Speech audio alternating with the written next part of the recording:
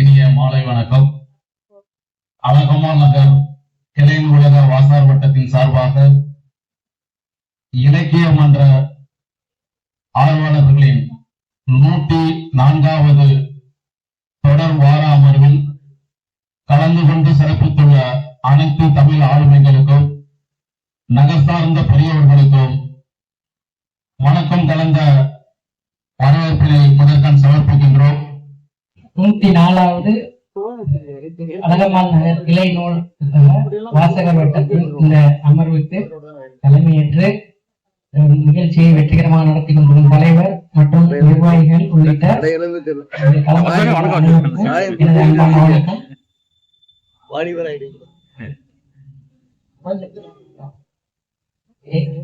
எனக்கு இந்த கூட்டம் கொஞ்சம் புதிய நாள முறை என்ன பற்றியான ஒரு சின்ன அறிமுகம். நான் இங்க தஞ்சாவூருக்கு பணிக்குள்ள வந்தது 2019 தான். அதுக்கு முன்னாடி ஒரு 14 வருடம் வட மாநிலங்கள்ல இந்திய ஆராய்ச்சி நிறுவனத்துல வேளாண்மை பொறியியல் மற்றும் உணவு சார்ந்த ஆராய்ச்சியில ஒரு 14 வருடம், இங்க வந்து ஒரு 7 வருடம். அதுக்கு முன்னாடி ஒரு 3 வருடம் SRM நல்லூரில் லெக்சரராக கிட்டத்தட்ட ஒரு 19-20 வருட கால அனுபவம். அதுக்கு முன்னாடி என்னுடைய படிப்பு எல்லாமே வந்து வேளாண் பல்கலைக்கழகத்துல வேளாண் பொறியியல் சார்ந்த படிப்பு, யூஜிபி, பிடெக், எம்டெக், பிஹெச்டி. அது என்னுடைய மொழி வந்து நம்ம ஐயா மாதிரி தமிழ்ல வராது, கொஞ்சம் தமிழ்லமா வரும், கொஞ்சம் பொறுத்தறிங்க. ஏன்னா முழுவதும் ஆங்கிலத்திலே நம்ம தொழில் முறையில இருக்கிறதுனால ஆங்கிலமும் தமிழும் கலந்து வரும், கொஞ்சம் பொறுத்தறிங்க. என்னால முழு தமிழ்ல நம்ம ஐயா மாதிரியோ ஒரு பேராசிரியர் மாதிரியோ பேச முடியாது, அதனால கொஞ்சம் பொறுத்துக்கங்க. இப்ப இங்க தஞ்சாவூருக்கு குடிபெயர்ந்து வந்தேன். கிட்டத்தட்ட 1.5 மாசம் தான் இந்த வீட்டுக்கு மாறி வந்தேன். போன ஜூன்ல ஒரு இந்த பக்கம் கிராஸ் பண்ணும்போது ஏதோ சத்தம் கேட்டது, என்ன மீட்டிங் நடக்கிற மாதிரி இருக்கே, நம்ம போகலாமா அப்படின்னு யோசிச்சுட்டு போயிட்டேன். முதல் வாரம். 2வது வாரம் மறுபடியும் அதே மேல சத்தமா கேட்டது, இல்ல உள்ள இருந்து கூட்டமாக நடந்தது. அப்ப இதே கூட்டம் நடக்குது, நூலகமா இருக்கு. சத்தமா கூட நான் பேசிடுறேன்.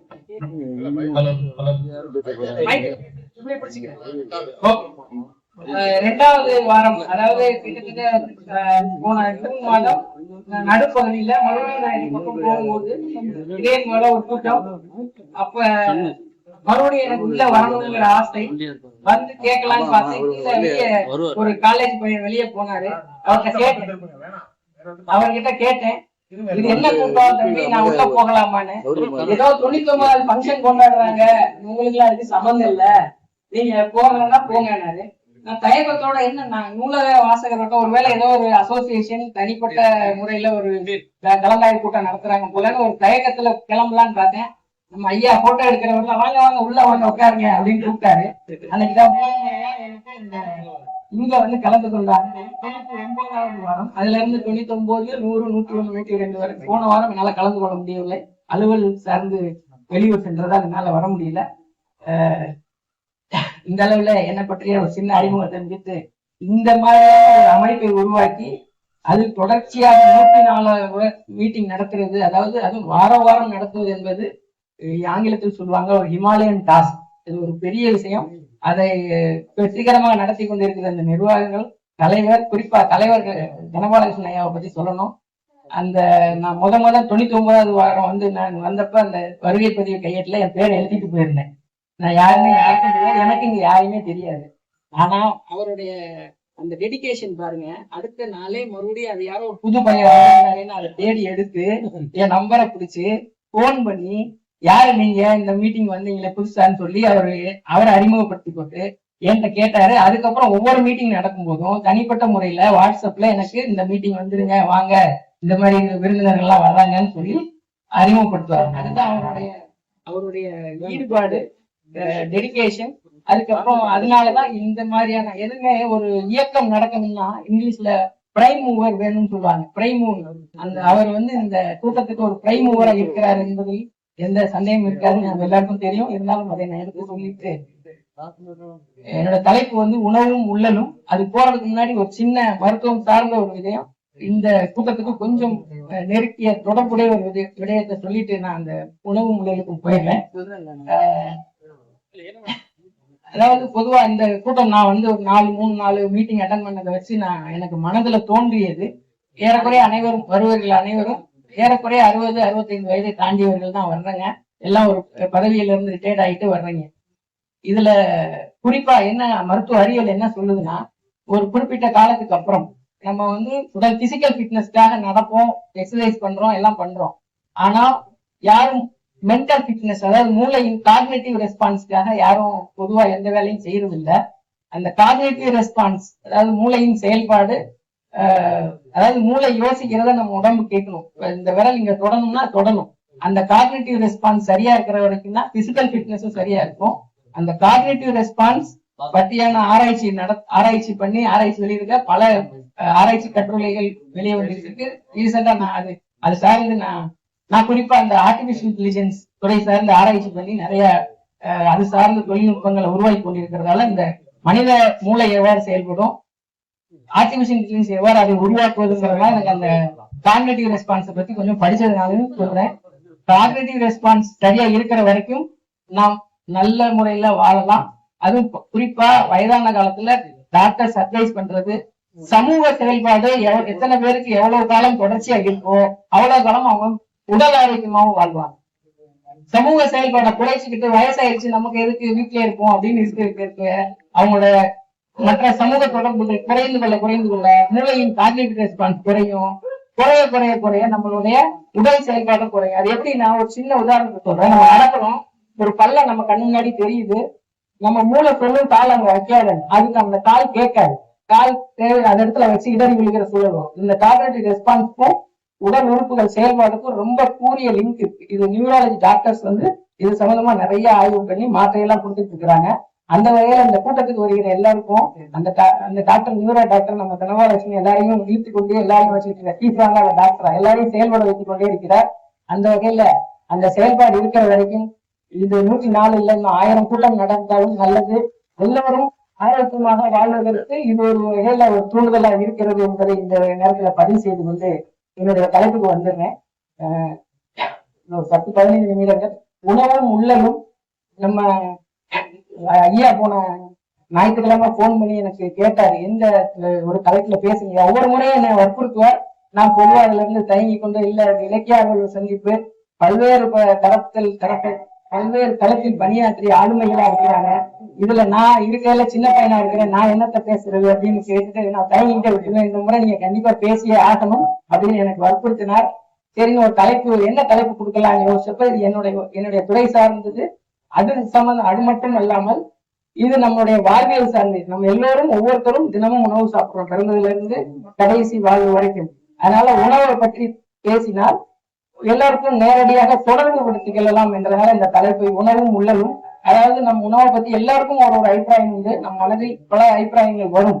அது எல்லாம் அறிவியல் பூர்வமாகவோ இல்ல உண்மையாகவே அது சரியா இல்லையா அப்படிங்கிறது நமக்கு தெரியாது. அதுவும் இன்னைக்கு இருக்க காலகட்டத்துல குறிப்பா இந்த சோசியல் மீடியா உருவாகி எல்லோரு கையிலும் ஸ்மார்ட் போன் வந்து எல்லோரு செயல்பாடும் அதை நோக்கிய நம்மளுடைய செயல்பாடுகள் எல்லாம் அதுல கட்டுண்டு கிடக்கிற ஒரு காலத்துல, சோசியல் மீடியா இன்ஃபுளுன்ஸ் பண்ணி அரசாங்கமே உருவான காலத்துல கடந்த 10 வருடங்களாக, குறிப்பா 10ல இருந்து 12 வருடம் குறிப்பாக உணவு சார்ந்த தேவையற்ற அபத்தமான செய்திகள், உணவு சார்ந்த அபத்தமான உண்மைக்கு புறம்பான அறிவியல் அடிப்படை ஆதாரமே இல்லாத செய்திகள் தான். ஐயா கேக்குதுங்களா நான் பேசுறேன்? உணவு சார்ந்து அபத்தமான அறிவியல் ஆதாரமற்ற எந்த அறிவுமற்ற ஒரு விஷயங்கள் நம்ம எல்லார் கைக்கும் இருக்க மொபைல்ல வந்து சேருது. உணவை சார்ந்து அறியாதவர்கள், வேளாண்மை சார்ந்து தெரியாதவர்கள், விவசாயிகளா இல்லாதவர்கள் தான் அதை பத்தி அதிகமா பேசுறாங்க. ஏசிக்கு உட்காந்து பதிவு போட்டுறாங்க. நம்மளும் அது சரியா இருக்குமோ நினைச்சு பார்வை பண்ணிடுறோம். அதனால அதை சார்ந்து 1-2 விஷயங்களை மட்டும் உங்களுக்கு தெளிவுபடுத்திடலாம். ஏன்னா நேரம் காலத்தின் அருமை 1-2 விஷயங்களை மட்டும்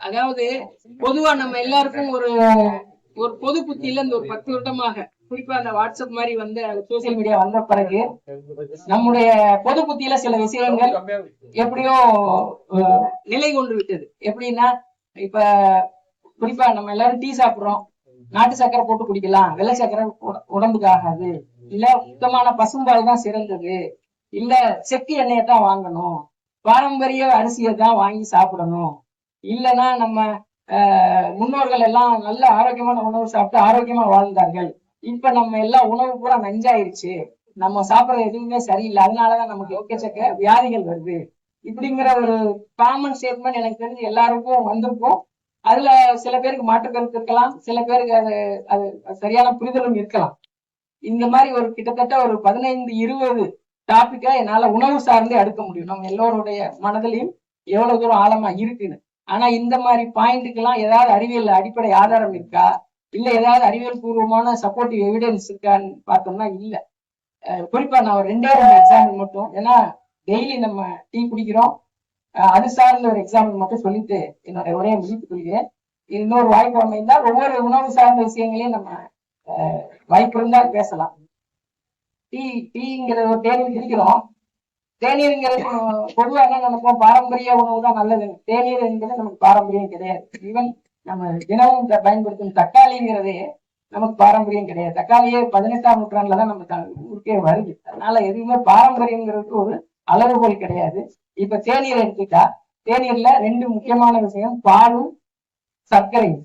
அந்த பால் சம்பந்தமா என்னென்ன நமக்கு புரிதல் இருக்குன்னா, பசும்பால் சிறந்தது, பசும்பாலை தவிர வேற எதுவும் சிறந்தது இல்லை அப்படிங்கிறது. அதாவது எருமப்பால், பால்ங்கிறது என்ன, பொதுவா விலங்குல இருந்து பசுமாட்டுல இருந்து வருகிறது, எரும மாட்டுல இருந்து வருது, ஆட்டுப்பால் வருது. அதை தவிர்த்து இந்தியாவில பாத்தீங்கன்னா அந்த நான் வேலை பார்த்த ராஜஸ்தான், ஹரியானா, பஞ்சாப் மாநிலங்கள்ல ஒரு சில இடங்கள்ல ஒட்டகத்துல இருந்து ஒரு சில இந்த அளவுக்கு மட்டும் ஒட்டகப்பால் கிடைக்கும். அது இல்லைன்னா அது பொது பயன்பாட்டுக்கு வராது. ஆட்டுப்பால், எருமைப்பால், பசும்பால், இந்த 3 தான். ஆனா இது சார்ந்து நமக்கு என்ன குறிப்பா புரிந்து கொள்ள வேண்டும்னா, இது வந்து நம்மளுடைய புரிதல்ல பாலை பசும்பால், எருமைப்பால், ஆட்டுப்பால்னு பிரிக்கிறோம். ஆனா அறிவியல் அவ்வாறு பிரிக்கிறதில்லை. அறிவியல் வந்து பாலை எல்லாத்தையும் பாலா தான் பார்க்குது. பாலை எவ்வாறு பிரிக்கிறதுனா அதில் உள்ள சத்துக்களை பொறுத்து பிரிக்குது. அது வந்து நம்ம இந்திய தர கட்டுப்பாட்டு உணவு தர கட்டுப்பாட்டு ஆணையமா இருக்கட்டும், அதுக்கு முன்னாடி இருந்த டெய்ரி டெவலப்மெண்ட் போர்டு, அது மூலமா உருவான ஒரு கிளாசிபிகேஷன், அதாவது ஒரு வகைப்பாடு என்னன்னா, standardised milk, toned milk, double toned milk and free milk. இன்னும் எளிதா புரியுற மாதிரி இருக்கணும்னா, ஆவின் பாக்கெட் எல்லாரும் வாங்கியிருப்பீங்க. பச்சை கலர் பாக்கெட் வரும், ப்ளூ கலர் பாக்கெட் வரும், ஆரஞ்சு கலர் பாக்கெட் வரும், அப்புறம் ஒரு பர்பிள் கலர் இப்பதான் போட ஆரம்பிச்சான். அதை பத்தி நான் சொல்றேன் உங்களுக்கு. பர்பிள் கலர் வருது, இப்ப ரெட் கலர் வர ஆரம்பிச்சு சில இடங்கள்ல. இப்ப இந்த பச்சை கலர் பாக்கெட் பாத்தீங்கன்னா அது நல்லா படிச்சீங்கன்னா ஸ்டாண்டர்டைஸ்டு மில்க் இருக்கும், சமப்படுத்தப்பட்ட பால் அப்படின்னு. அது என்னன்னா, பால்ல இருக்கிற சத்து வந்து 2ஆ பிரிக்கிறோம். அதாவது கொழுப்பு சத்தும் கொழுப்பு தவிர்த்த இதர சத்துக்கள், சாலிட் நாட் ஃபேட்னு சொல்லுவோம். ஃபேட் கண்டென்ட் 4.5%, அதாவது 4.5%. இதர சத்துக்கள் 8.5%. ஆக மொத்தம் சேர்த்தீங்கன்னா 13% தான் சத்துகள் இருக்கு, மீதி எல்லாமே தண்ணீர் தான். அதுல அதை தாண்டி பால்ல பெரிய சொல்லக்கூடிய அளவுக்கு இந்த எருமை பால்லையும் பசும்பாலையும் பெரிய வித்தியாசம் இல்லை. பசும்பால்ல ஒரு சின்ன நிறமி கூடுதலா இருக்கனால அந்த மஞ்சள் கலர்ல நமக்கு கிடைக்குது.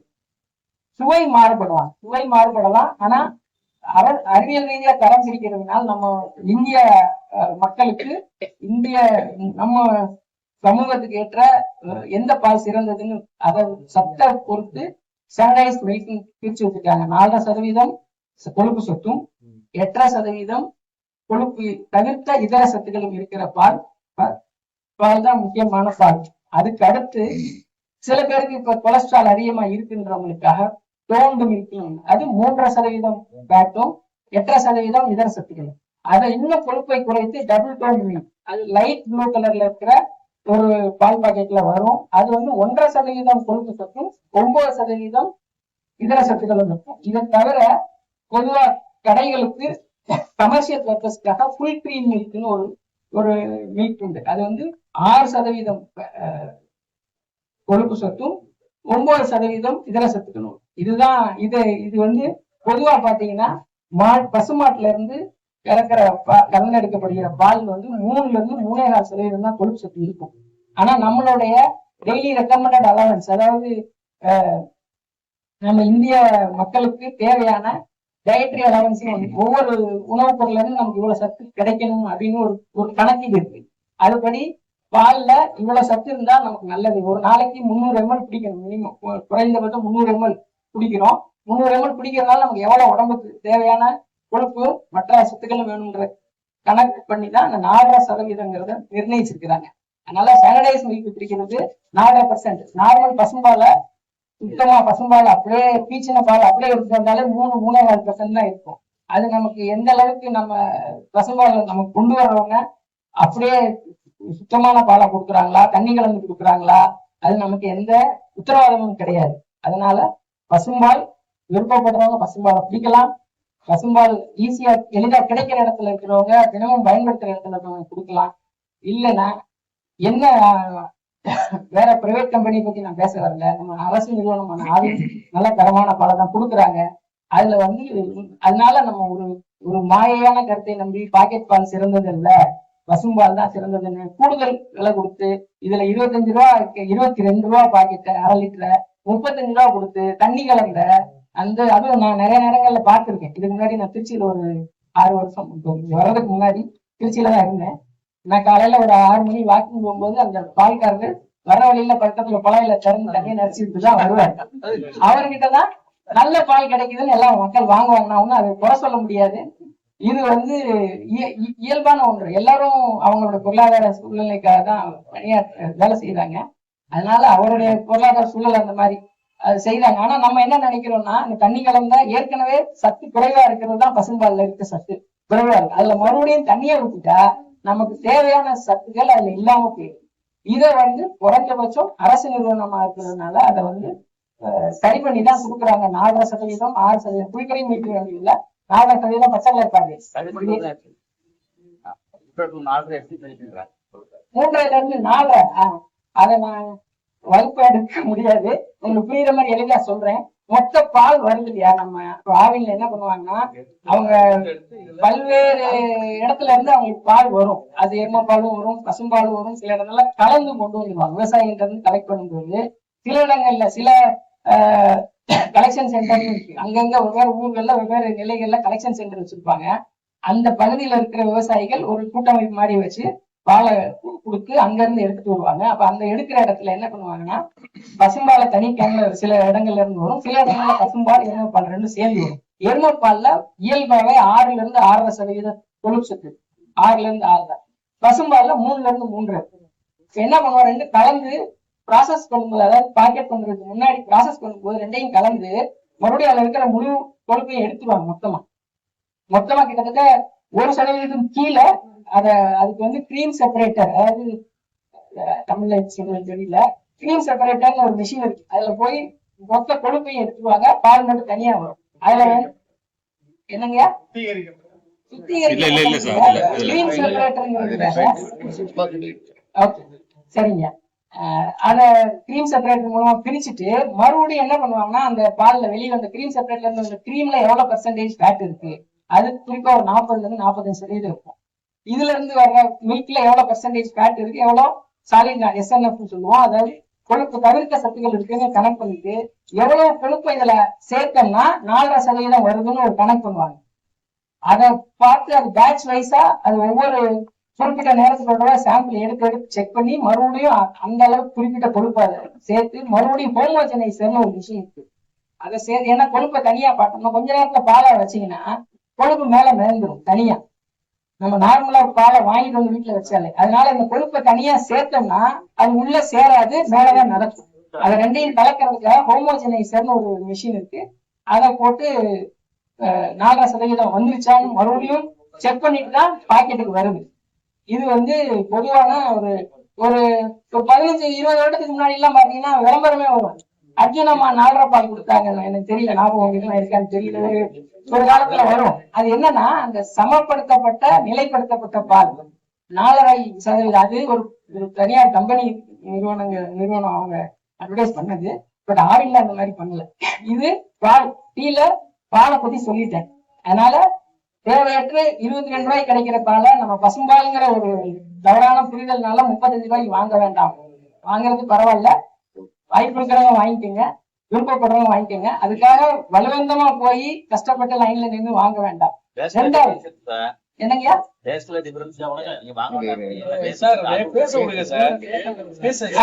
ஐயா நம்ம விவாதிக்கலாம். ஏன்னா நான் என்னோட நேரத்தை தாண்டி போயிருக்கீங்க. ஒரு சின்ன அடுத்த ஒரு பொருள் நம்ம டீல சேர்க்கறது சர்க்கரை, வெள்ளை சர்க்கரை. இத பத்தி நிறைய தவறான புரிதல். ஏன்னா எல்லாருக்கும் டயபெட்டிக்ஸ்னு ஒரு பயம் வந்துருச்சு. அதனால வெள்ளை சர்க்கரை போடக்கூடாது, நாட்டு சர்க்கரை போட்டா பிரச்சனை இல்லைன்னு. இது நம்ம கடைக்காரங்களுக்கு 5 ரூபா கூட கொடுக்குறோம். நாட்டு சர்க்கரை டீ கொடுத்தோம்னா 5 ரூபா எக்ஸ்ட்ரா. நார்மல் டீனா 15 ரூபா வருதுன்னா நாட்டு சர்க்கரை போட்டோம்னா 20 ரூபா. நம்ம உடம்புக்கு எந்த வகையிலும் பயனே இல்லை. ரெண்டுமே அறிவியல் ரீதியா வெள்ளை சர்க்கரையா இருந்தாலும் நாட்டு சர்க்கரையா இருந்தாலும் குளுக்கோஸ் தான். உடம்புக்குள்ள போன பிறகு ஒரே மாதிரிதான் வினையாற்ற போகிறது. ஒரே மாதிரிதான் கிளைசிமிக் இண்டெக்ஸ் இருக்கு. ஒரே மாதிரிதான் பிளட்ல வினை புரிந்து ஒரே மாதிரிதான் சுகர் அளவை கொடுக்க போகுது. அது கருப்பட்டியா இருக்கட்டும், அது பனங்கற்கண்டா இருக்கட்டும், அது நாட்டு சர்க்கரையா இருக்கட்டும், இல்ல நம்ம வெள்ளை சர்க்கரை ஜீனியா இருக்கட்டும். வெள்ளை சர்க்கரை ஏன் வெள்ளை கலர்ல இருக்குன்னு சில பேர் கேள்வி கேட்கலாம். வாட்ஸ்அப்ல எனக்கே நிறைய நேரங்கள்ல நண்பர்கள் ஃபார்வர்ட் பண்ணுவாங்க. அது என்ன பண்றாங்க, தப்பா இருக்கு, அது ஜீனியே இல்ல அப்படிங்கிற மாதிரி. சில மாதங்களுக்கு முன்னாடி எனக்கு ஒருத்தர் நண்பர் அனுப்பிச்சிருந்தார். பாலை இல்லாத ஏதோ ஷாம்பு மாதிரி ஒண்ணு போட்டு பாலை விற்கிறாங்க, பாக்கெட்ல ஏமாத்துறாங்க. பால் மாதிரி ஒண்ணை தயாரிப்பதற்கு 1/2 லிட்டரு 25 ரூபா. நான் அது மாதிரி ஒண்ணு தயாரிக்கிறதுக்கு நம்ம முயற்சி பண்ணி தயாரிச்சாலும் குறைஞ்சபட்சம் 400 ரூபாய் செலவாகும். அது யாருக்கும், அவன் தயாரிப்பு நிறுவனத்துக்கும் பயன் இல்லை, வாங்குற மக்களுக்கும் அது நம்ம அஃபோர்டபுளா காசு செலவு பண்ணி வாங்குற அளவுல இருக்காது. அதனால இயற்கையா கிடைக்கிற பால்ல கொஞ்சம் ஃபேட் சட்டை ஏற்கலாம் இறக்கலாம், நம்முடைய தனிப்பட்ட முறையில பாலை உருவாக்க முடியாது. அதே போலதான் சீனி தயாரிப்புலையும், குறிப்பா ஜீனி தயாரிப்புங்கிறது இந்திய அரசாங்கங்களை பொறுத்தவரையில ஒரு 70-80% அரசாங்கம் கையில தான் இருக்கு. ஒரு 30% தனியார் கம்பெனிகள்ல இருக்கு. அதுல ஒண்ணுதான் பண்ணுவாங்க, சல்பைட்டேஷன் ஒரே ஒரு ப்ராசஸ். அது என்னன்னா, சுண்ணாம்பு இருக்கியா, கரும்பு பால் ஆட்டி வெளியே வரும்போது அதை அப்படியே காய்ச்சி முழுக விட்டு, அதாவது கேரமலைசேஷன் ஆங்கிலத்துக்கு நாங்க டெக்னிக்கலா சொல்லுவோம். அதனால அந்த ப்ரௌன் கலர் வருது. அதை அப்படியே எடுத்துட்டா நாட்டு சர்க்கரை. அதுல சுண்ணாம்பை போட்டு கொஞ்சம் கொதிக்க விட்டு எடுத்தா அந்த கலர் ப்ளீச் ஆயிடும். அதை மறுபடியும் கிறிஸ்டலைசேஷன், அதுல எந்த கெமிக்கலும் இல்ல, கொஞ்ச நேரம் விட்டா கல்கண்டு மாதிரி படிகமா மாறிடும். அதை படிகமா மாற விட்டு ஒரு குறிப்பிட்ட நேரம் கழிச்சு அதை பிரிச்சு எடுக்கணும்னா வெள்ளை ஜீனி. அது ரொம்ப நேரம் விட்டோம்னா கல்கண்டு மாதிரி பெருசாகும். ஒரு குறிப்பிட்ட நேரம் அழுத்தந்தாப்புலதான் ஜீனியோடைய அளவு பாத்தீங்கன்னா ஒவ்வொரு ஜீனியும் ஒரு அளவுல இருக்கும். சில நேரங்கள்ல ரொம்ப சின்னதா இருக்கும், சில நேரங்கள்ல ரொம்ப பெருசா இருக்கும். இது எல்லாமே அந்த நேர அளவு தானே ஒழிய வேற எந்த கெமிக்கலும் இதுல இல்ல. கெமிக்கல் போட்டு அது, ஏன்னா ஜீனி ஏற்கனவே ஒரு டன் கரும்பு கொள்முதல் விலையும் அதுல இருந்து கிடைக்கிற சர்க்கரை அளவையும் பாத்தீங்கன்னா நமக்கு விற்க பொது விநியோகத்துல 40 ரூபாய்க்கு விற்கிறாங்க, 40 ரூபாயில 45 ரூபாய்க்கு விற்கிறாங்க. ஆனா கரும்பு வெள்ளை சர்க்கரை தயாரிப்பு விலையே 60 ரூபாய் போகுது, 60 ரூபாய் 62 ரூபாய் போகுது கரும்பு. ஏன்னா நம்ம ஒரு டன் சர்க்கரை கரும்புக்கு கொள்முதல் விலை கூடுதலா கொடுக்கணும்னு நம்ம ஒரு பக்கம் போராடுவோம், கேட்போம். அது நியாயம் தான், கொடுத்து ஆகணும். ஆனா அதே சமயத்துல ஜீனி விலையும் ஏறவும் கூடாது. அதுதான் இதுல இருக்கிற. அதாவது ஒரு டீலயே ஒரு 2 விதமான, ஒரு சாதாரண குடிக்கிற டீலே பாலும் ஜீனியும் சார்ந்த எத்தனை விதமான உணவு சார்ந்த தவறான அறிவியல் அடிப்படையற்ற விஷயங்கள் நம்ம சுத்தி வந்துட்டு இருக்கு. அதனால நம்ம உணவை பற்றி நம்ம உள்ளம் நினைக்கும், ஆனால் அதில் சார்ந்த அறிவியல் விஷயங்களும் வேறு மாதிரியா இருக்கிறது. அதனால எக்ஸ்ட்ரா நம்ம தேவையில்லாம பணத்தை செலவு பண்ணாம உடல் ஆரோக்கியத்தை பற்றி, டயபெட்டிக்னா நீங்க எந்த சீனி போட்டு கொடுத்தாலும் டயபெட்டிக்கா தான் வரும். அது நாட்டு சர்க்கரை போட்டாலும் வெள்ளை சர்க்கரை போட்டாலும் அது பிரச்சனை தான். அதனால நம்ம நாட்டு சர்க்கரை போட்டா தப்பிச்சுக்கலாம் நினைச்சா அது முடியவே முடியாது. இதை புரிந்து கொண்டு இந்த இது மாதிரி இன்னொரு உணவு சார்ந்து இன்னும் நிறைய விஷயங்கள் இருக்கு. ஏன்னா எல்லாரும் நம்ம டெய்லி சாப்பிடுறோம், நிறைய சந்தேகங்கள் வரலாம். ஃபியூச்சர்ல தேவைப்பட்டா நான் வருவேன், எப்ப இருந்தாலும் நேரடியாவோ சேர்த்து சந்தேகத்தை கேட்டுக்கலாம். எனக்கு தெரிஞ்ச அளவுக்கு நான் சொல்லுவேன். தெரியாத நான் என்னைக்குமே பொதுவா அறிவியல் சார்ந்த ஆராய்ச்சியில இருக்கும்போது தெரியாத ஒரு விஷயத்தை என்னைக்குமே கமிட்டடா சொல்லவும் மாட்டோம். அதனால இந்த வாய்ப்பினை வழங்கிய இந்த இலை நூலக வாசகர் வட்ட நிர்வாகிகள், தலைவர் மற்றும் மற்ற அனைவருக்கும் நன்றி. இவ்வளவு நேரம் அமைதியா இந்த கருத்துக்களை கேட்ட உங்களுக்கும் மிக்க நன்றி. அதான் அவங்க சந்தேகங்களை பின்னாடி நான் நன்றி. வணக்கம். ஒரு நிகழ்ச்சியை ஏற்பாடு பண்றதுங்கிறது அவ்வளவு எளிதான செயல் இல்லை. 104 வாரமா தொலைவு இல்லாம தொடர்ச்சியா செய்கிறது ஒரு ஹெர்குலியன் டாஸ்க். அதை சிறப்பா செய்யறவுடைய ஜனமான கிருஷ்ணன் அவர்களுக்கும் இந்த வாழ்க்கை அனைத்து நிர்வாகிகளுக்கும் என்னுடைய வாழ்த்துக்களும் பாராட்டுகளும். என்னதான் நிகழ்ச்சி சிறப்பா ஏற்பாடு பண்ணாலும் பார்வையாளர்கள் எல்லாம் அது ஈடுபடாது. பார்வையாளர்கள் நீங்கள் நம்ம எல்லாம் ரெகுலரா வர்றதுனால நமக்கு நாமளே ஒரு தடவை கை தடிப்பார், நமக்கு நாமளே உற்சாகப்படுத்திக்கலாம். அவங்க தப்பு இல்லை. இது இலக்கிய ஆர்வலக சந்திப்பு. ஆனா நான் இந்த கூட்டத்துல இலக்கியம் அதிகம் பேசுனதில்லை. இலக்கியம் அல்லாத செய்திகள் தான் நிறைய பேசியிருக்கேன் நான். அரசியல், அது இது, வெளிநாட்டு கொள்கை, இப்படி எல்லாம். இலக்கியம் இன்னைக்கு கூட இலக்கியம் நான் பேசக்கூடிய தலைப்பு எல்லாமே இலக்கியம் சாராது அப்படிங்கிறதுனால அந்த கவனமா இலக்கியங்கிற வார்த்தையை தவிர்த்துட்டு படைப்புன்னு சொல்லியிருக்கேன். பொதுவா படைப்பு இலக்கியம்னா என்னன்னா அந்த காலத்தை காட்டும் கண்ணாடி. அது அந்த காலத்துல இருக்கிற எல்லா விஷயங்களையும் பதிவு பண்ணணும். அதுதான் இலக்கியம். சங்க இலக்கியங்கள்ல பிரதானமான பாடுபொருள் பார்த்தா காதலும் வீரமும். வீரம்னா அந்த காலத்துல போர் முடிஞ்சா அதுக்கப்புறம் மக்களை மகிழ்விக்கிறதுக்காக ஏறு தழுதல், மல்யுத்தம், வீரர்கள் இடையில மல்யுத்தம் போன்ற மக்கள் மகிழ்ச்சிக்காக நடக்கிற சில விஷயங்கள். அப்புறம் காதல். இப்போ நம்ம முதல்ல வீரம் எடுத்துட்டா அந்த கால மன்னராட்சி முறைக்கும் மக்களாட்சி முறைக்கும் நிறைய வேறுபாடு இருக்கிறதால நம்ம போர் பத்தி எனக்கு பேச முடியாது. அதனால வீரங்கிறத ஒரு வீர விளையாட்டுன்னு எடுத்துக்கலாம். வீர விளையாட்டுன்னா நமக்கு படிச்சிருந்தது ஏறு தழுவுதல்ல ஜல்லிக்கட்டு. ஜல்லிக்கட்டை எப்படி அந்த தடை வந்த போது மாணவர்களா இளைஞர்கள் இப்ப தன்னெழுச்சியாக அதை மீட்டாங்கிற அந்த வரலாறு இப்ப சமீபத்துல வரலாறு. காளையை வளர்க்குறவங்க அதை ஒரு விலங்கு, ஒரு மாடு நினைச்சு வளர்க்கறது இல்லை. அது தன்னுடைய வீட்டுல ஒரு உறுப்பினரா, ஒரு மகனா, ஒரு சகோதரனா நினைச்சுதான் வளர்க்குறாங்க. அந்த அளவுக்கு அவங்க பாசப்பிடிப்பு இருக்கு. அதே மாதிரி மாடு பிடிக்கிறவங்களும் ஒரு கோவில் திருவிழாவில் எப்படி எல்லாரும் இந்த காப்பு கட்டிக்கிட்டு விரதம் இருந்து அதை முடிப்பாங்களோ அந்த மாதிரி இந்த மாடுபிடி காலம் முழுவதும் விரதம் இருந்து செய்யக்கூடிய மாடுபிடி முறைகள் இன்னைக்கு இருக்காங்க. இந்த காளைக்கும் வளர்ப்பவருக்கும் உள்ள உறவு, காளைக்கும் பிடிப்பவருக்கும் உள்ள உறவு, இதெல்லாம் இது எப்படி பிடிக்கிறாங்க, போறாங்க, அதை வளர்க்குறாங்க, பயிற்சி பண்றாங்க விவரம் எல்லாம் கம்ப்ளீட்டா எழுத்தாளர் சி.சி. செல்லப்பா எழுதின வாடிவாசல் அப்படிங்கிற நாவல்ல ரொம்ப விவரமா பதிவு பண்ணியிருக்காரு. அது ரொம்ப அற்புதமான ஒரு நாவல் அது. அடுத்தது காதல். காதல் இந்த உலகம் இருக்கிற வரைக்கும் இருக்கும். அது ஆல்வேஸ் எவர்கிரீன் சப்ஜெக்ட். இன்னைக்கும் கவிஞர்கள் முதல்ல கவிதை எல்லாருக்கும் காதல் தான் ஆரம்பிப்பாங்க. அப்புறம் தான் கொஞ்சம் அவங்க மெச்சூரிட்டி வர வர ஒரு வேற பாடுபொருளுக்கு மாறுவாங்க. காதல்ல ஒரு அங்கம், ஒரு பரிணாமம் வெட்கம். வைரமுத்து ஒரு பாட்டுல எழுதியிருப்பாரு, ஆத்துக்குள்ள நேற்று உன்ன நினைச்சேன், வெக்க நேரம் போக மஞ்சள் குளிச்சேன். ஒரு பெண் பாடுறா. அவன் என்ன சொல்றான்னா, இந்த மாதிரி நான் குளிக்கும் போது தன்னுடைய தாய்மாமனை தன்னோட கட்டிக்க போறவனை நினைக்கிறான். அதனால அவனுக்கு இன்பமும் கூடவே வெட்கம் வருகிறது. அந்த வெட்ட செய்வ கூட கரையேறி வந்தா வழிகளை அவன் பார்த்தான்னா சிக்கலா போயிடும், விடமாட்டான், சிக்கலா போயிடும். அதனால அதை என்ன பண்ண அவனுக்கு தெரியக்கூடாதுங்கிறதுனால வெட்கத்தால் சிவந்த தன் முகத்தை மஞ்சள் பூசி மஞ்சளாக்கி கொண்டேன் அப்படின்னு அவர் சொல்றார். அதான் அந்த வெக்க, அந்த சிவப்புக்கு கவிஞர் என்ன சொன்னா வெக்க நிறம்னு சொல்றாரு. சிவப்புன்னு சொல்லாம வெக்க நிறம்னு சொல்றாரு. புலவகத்தின் ஒரு பாட்டுல சொல்றாரு, தோழி அத்தானை பாருங்க உழைப்பில்ல, முகம் நாணத்தில் செந்தூர நிறம் கொள்ள. வைரவத்தோட நாயகிக்கு தன்னுடைய காதலை நினைச்சதுனால வெட்கம் வந்தது. உலகத்தோட நாயகிக்கு அவனோட ஆளை சொன்னதுக்கே வெட்கம் வருது. பல 10 ஆண்டுகளுக்கு முன்னாடி ஆனந்த விடல் பத்திரிகையில ஒரு கவிதை போட்டி நடத்துறாங்க, ஒரு கிராமத்து விடியல் காலம் அப்படிங்கிற தலைப்புல. அதுல முதல் பரிசு பெற்ற கவிதையோட தொடக்கம் இப்படி இருக்கு. புழக்கடையில் புருஷனுக்கு முதுகு தேய்த்து விடும் புது மனைவியின் கண்ணமாய் கிழக்கு சிவந்தது. கவியோட கற்பனை பாருங்க. இந்த பெண்ணோட வெட்ட சிவப்ப கண்ண சிவ கொட்டி இளங்காலை கதிரொன்றை கொண்டு சேர்க்கிறார். எங்க போய் பாருங்க கற்பனை.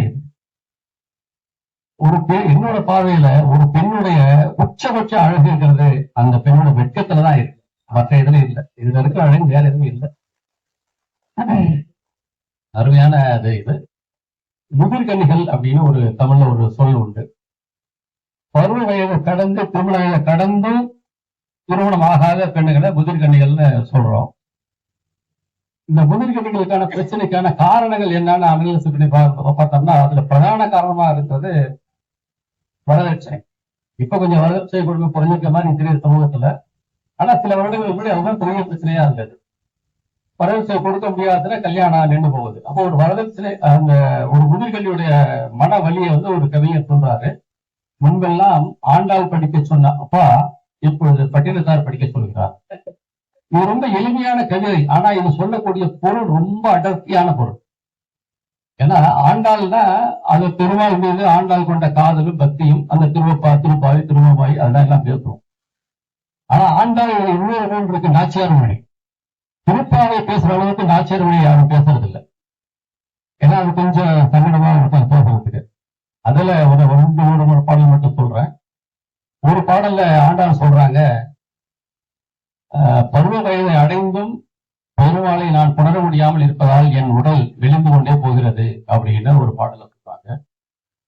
இன்னொரு பாடல்ல பெருமாள் கையில இருக்க சங்க பார்த்து பொறாமப்படுறாங்க.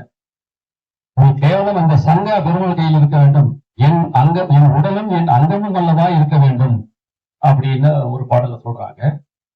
இன்னொரு பாடல்ல நான் இறந்த பிறகு பெருமாளுடைய ஆடையை எடுத்து என் உடலை போர்த்த வேண்டும், அது பெருமாளுடைய மேலாடையாக இருக்கக்கூடாது, அவர் இடையில் உடுத்தி ஆடையாக இருக்க வேண்டும் அப்படின்னு ஒரு பாடல்ல அவங்க சொல்றாங்க, ஆண்டாள் சொல்றாங்க. இப்படி காதலும் காமமும் பொருகி ஒழுகின்ற பாசுரங்களாக ஆண்டாள் பாசுரங்கள் இருக்கின்றன. பொண்ணுக்கு கல்யாணம் நடக்கும், ஒரு காலத்துல அது நிச்சயமா மகிழ்ச்சியா இருப்பா. அது வரைக்கும் அந்த பொண்ணு நடந்துகிட்ட 4 விஷயம் தெரிஞ்சுக்கிட்டுமேன்னு நான் நினைச்சு அப்பா வந்து ஆண்டாள் படிக்க சொன்னாரு. ஒரு காலத்துல ஒரு கட்டத்துல தன்னோட பெண்ணுக்கு கல்யாணம் நடக்காது, தன்னால வர விஷயம் கொடுக்க முடியாதுங்கிறத உணர்ந்து மனசை கல்லாக்கிட்டு அந்த பெண்ணுகிட்ட சொல்றாரு, நீ மனசுல இருக்க அத்தனை ஆசையை பெட்ரோல் ஊற்றி கொளுத்தி விட்டுட்டு நாளையிலிருந்து மொட்டை அடிச்சுக்கிட்டு காவி துணியை கட்டிட்டு சாமியாரா போ, அப்படியே அதுக்கு பெற்றத்தார் படி அப்படின்னு சொல்றது எவ்வளவு பொறுமையான விஷயம் அப்படிங்கிறத நீங்கள் எண்ணி பார்க்க வேண்டும். அதுதான் அந்த இது. இதே முன்னிலை முதிர்கல்வி பற்றி இன்னொரு கவிதை எழுதியிருக்காரு. பாபர் மசூதி இடிக்கப்பட்ட சமயத்துல அவர் சொல்றாரு, பேருந்தில் எல்லோரும் எங்களை இடிக்கத்தான் வருகிறார்களே தவிர யாரும் கட்ட வருவதில்லை. இது மேலிருந்த வாரியா பார்த்தா அன்றாட பஸ்ல பிரச்சனை சந்திக்கிற பிரச்சனை மாதிரி இருக்கு. ஆனா உள்ளடக்கம் வந்து அதுவும் ஒரு முதிர்கல்வியோட மன உளைச்சல் தான். எழுத்தாளர் சுஜாதா தமிழ்ல ஹைக்கூங்கிற வார்த்தையை அவர் அறிமுகப்படுத்தினார். அதுக்கு ஹைக்கூ கவிதை, அதுக்கு முன்னாடி புது கவிதை ஒரு புதுக்கவிதைக்குள்ள ஒழிஞ்சிருந்துச்சு. ஆனா அது யாருக்கு ஹைக்கூன்னு தெரியாது. ஹைக்கூன்னு ஒரு கவிதை இருக்கு, அதுக்கு ஒரு வடிவம் இருக்கு, அது ஜப்பான்ல தான் அவங்க எழுதுறாங்கிற விஷயத்த தமிழ் உலகத்துக்கு நாடறிஞ்சவரை சுஜாதா தான் அவர் அறிமுகப்படுத்தினார். ஹைக்கூங்கிற வார்த்தையை அப்பதான் தெரிஞ்சது. பல சந்தர்ப்பங்கள்ல நம்ம ஏதாவது ஒரு லைன்ல நிற்போம். ஒரு பெரிய பெரிய சூப்பர் மார்க்கெட் எல்லாம் போனீங்கன்னா ஒரு பில்லிங் கவுண்டர்ஸ் ஒரு 30 கவுண்டர் 40 கவுண்டர் இருக்கும், அவ்வளவே கூட்டம் இருக்கும். ஏர்போர்ட்ஸ்ல பாத்தீங்கன்னா சிக்கன் கவுண்டர்ஸ்ல எமிகிரேஷன் கவுண்டர்ஸ்ல ஒரு 40-50 கவுண்டர்ஸ் இருக்கும், அவ்வளவே கூட்டம் இருக்கும். நம்ம ஏதாவது ஒரு லைன் தேர்ந்தெடுத்து சில கூட்டம் கம்மியா இருக்கு, இதுல நம்ம போனோம்னா சீக்கிரம் போயிடலாம் நிற்போம். ஏன்னா ஏதோ ஒரு சிக்கல் ஏற்பட்டு அந்த லைன் மட்டும் நகராது, மற்றவங்க வரிசையில முன்னாடி போயிட்டே இருப்பாங்க, நம்ம ஏன்னு முக்கிய பார்ப்போம். இதை வந்து அவர் சொல்றாரு, பொறுக்கை தீவிர நாவல்ல பல முன்னாடி சுஜாதா சொல்றாரு, சினிமா என்பதில்லை நமக்கு முதல் இருப்பது மட்டும் குணம் குணமாக முற்றிலும் போவான் அப்படின்னு ஒரு இதா சொல்றாரு. இது நடக்கிறதா எல்லாருக்கும், நம்ம ஏதோ ஒண்ணு நினைப்போம், அது நடக்காது. அது மனித மூளையில ஹைப்போதலமஸ் ஒரு பகுதி இருக்கு. அந்த ஹைப்போதலமஸோட ஃபங்க்ஷன் என்ன அப்படிங்கிறத சொல்லணும்னா கொஞ்சம் சிக்கலா இருக்கும். அது சுஜாதா எப்படி சொல்றாருன்னா, உங்க வீட்டு வேலைக்காரியை பார்த்தீங்கன்னா நீங்க மனசு ஜிவ்வுன்னு தள்ளும் இல்ல, அதுக்கு இந்த ஹைப்போதலமஸ் தான் காரணம் அப்படின்னு சொல்றாரு அவரு. கவிக்கு அப்துல் ரஹ்மான் ஒரு கவிதை எழுதினார். வேலைக்காரி வந்தால் குடும்பி வீடு பெருக்கினால் வீடு சுத்தமாயிற்று மனசு குப்பையாயிற்று அப்படின்னு எழுதினாரு. அந்த கவிதைக்காக அவர் கடுமையாக விமர்சிக்கப்பட்டார். நிறைய விமர்சனங்கள் வந்தது அவர் மேல, ரொம்ப கோபமா எல்லாரும் விமர்சனம் பண்ணாங்க. வேலைக்கார பெண்ணு இருக்கிறனாலே அந்த பெண்ணுக்கு ஒரு கண்ணியம் ஒரு மாண்பு இருக்காதா, நீங்க சம்பளம் கொடுக்கறதுனால இந்த வக்கர பார்வை தான் பாத்தீங்களா, ஒரு நல்ல பார்வை பார்க்க மாட்டீங்களா, அவர் மேல ரொம்ப கடுமையா விமர்சனம் பண்ணாங்க. அந்த கண்டன விமர்சனம் ஹிப்போதலமஸுக்கு பொருந்துமா நம்ம அந்த நேரத்தில் சொல்ல வேண்டாம். ஆனா பயாலஜிக்கல் டேர்ம்ஸ்ல மெடிக்கல் டேர்ம்ஸ்ல ரொம்ப காம்ப்ளிகேட்டடாக சொல்ல வேண்டிய ஒரு விஷயத்த இந்த மாதிரி ஒரு ரொம்ப எளிமையா நமக்கு புரியுற மாதிரி சொல்லிட்டார் சுஜாதாங்கிற அளவுல நம்ம கடந்து போயிடலாம். என்னுடைய நண்பர் ஒருத்தர் மதுக்கு இருக்காரு, பஷீர் உஸ்மான் அப்படின்னு ஒரு கவிதை நூல் வெளியிட்டாரு. கேட்டா நீங்க அனுப்பி எழுத கொடுங்க அப்படின்னு. அதை நான் எழுதினேன். அதுல ஒரு கவிதையை பத்தி சொல்லும் போது, பிறந்த ஊர் காதல் அது பெண்களுக்கு மட்டுமல்ல ஆண்களுக்கும் உண்டு. ஏன்னா பெண்கள் அவங்க ஒரு மாதிரியா பிறந்த வீட்டை பத்தி பேசுவாங்க, அது ஒரு மாதிரியா பேசுவாங்க. நம்ம நம்ம விளையாண்ட இடம், சின்ன பிள்ளை இந்த குண்டு விளையாண்டது, குறுக்காப்புலி பக்கத்துல ஏறுறது, அது இது மாதிரி நம்ம விதமா பண்ணுவோம். ஆனா ரெண்டு அடிப்படையில நம்ம ஊர் மேல இருக்கிற பற்றுதான் காதல் தான். அவரு அந்த ஊரை அறிமுகப்படுத்தும் போது என்ன சொல்றாருன்னா, ஊரின் நுழைவு வாயிலில் நம்மை வரவேற்கும் பெருமையன் கோவில், இன்னொரு புறத்தில் இருக்க பள்ளிவாசல், சற்று தள்ளி இருக்கும் தேவாலயம், இந்த முப்பெரும் தெய்வங்கள் தான் இந்த மக்களை இன்னும் மனிதர்களாக வாழ வைத்துக் கொண்டிருக்கின்றன அப்படின்னு தொடங்கி அந்த கவிதை போகும். கவிதை முடிக்கிற போது, எந்த மதமும் மனிதனை அழிக்க சொன்னதில்லை, அப்படி சொல்லுமானால் அழிக்கப்பட வேண்டியது மதம் தானே தவிர மனிதர்கள் அல்ல அப்படின்னு கொடுத்திருக்காரு. இந்த மதத்தின் பேரால நம்ம நாடு சந்திச்சிருக்கிற சிக்கல்களுக்கும் பிரச்சனைகளுக்கும் மத்தியில இந்த மாதிரி ஒரு குரல் வர்றது ரொம்ப ஆறுதலான ஒரு விஷயம்ங்கிறதுக்காக அதை பதிவு பண்ணேன். பெண்ணியம், பெண்ணியம் சார்ந்து, பெண் விடுதலை, பெண் சுய சார்ந்து, மற்ற சமூக அவலங்கள் இதெல்லாம் பேசுறதுக்கு ஒழுங்குறதுக்கும் நிறைய கவிதைகள் எழுதுறாங்க, பேச்சாளர்கள் இருக்காங்க, படைப்பாளிகள் நிறைய பேர் இருக்காங்க, சமூகத்துல களத்துல போராடக்கூடிய போராளிகள் இருக்காங்க. உதாரணம் சொல்ல போனா மனுஷபுத்திரன், தாமரை, குட்டி ரேவதி, சுதந்திராணி, சல்மா எல்லாம் இருக்காங்க. இதுல சில பேர் அரசியல் பயணம் போறாங்க, நம்ம அதை பத்தி பேச வேண்டாம், ஒரு படைப்பாளிகள் அளவுல மட்டும் பேசிக்குவோம். சுதந்திராணியும் நடிகர் சொர்ணமால்யாவும் கலந்துகிட்ட ஒரு நிகழ்வு, ஒரு இலக்கிய நிகழ்வு. சொர்ணமால்யா நமக்கு தெரியும், அவங்க டிவி பிரபலம், திரைப்பட நடிகை, பரதநாட்டிய டான்சர், சங்கரனோட பக்தை. அவங்க ஊர் இந்த பூர்வீகம் கணபதி கிரகத்துல கணபதி, அதுதான் அவங்க பூர்வீகம்.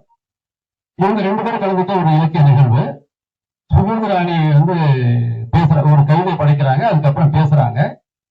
அவங்க பேச்சுல தன்னோட முன்னோர்கள் எப்படியெல்லாம் அடக்கப்பட்டார்கள், ஒடுக்கப்பட்டார்கள், உரிமை மறுக்கப்பட்டார்கள் அப்படின்னு உணர்வுபூர்வமா பேசுறாங்க. அத கேட்க கேட்க இந்த சொர்ணமால்யாவுக்கு கண்ணீர் அவங்கள ஒரு ஸ்டேஜ்ல கண்ட்ரோல் பண்ண முடியாம அவ அழுதுறாங்க. அப்புறம் அவரை சமாதானப்படுத்தி அப்புறம் சுதந்திராணி பேச முடிச்சோன்னா இவங்க பேசுறாங்க.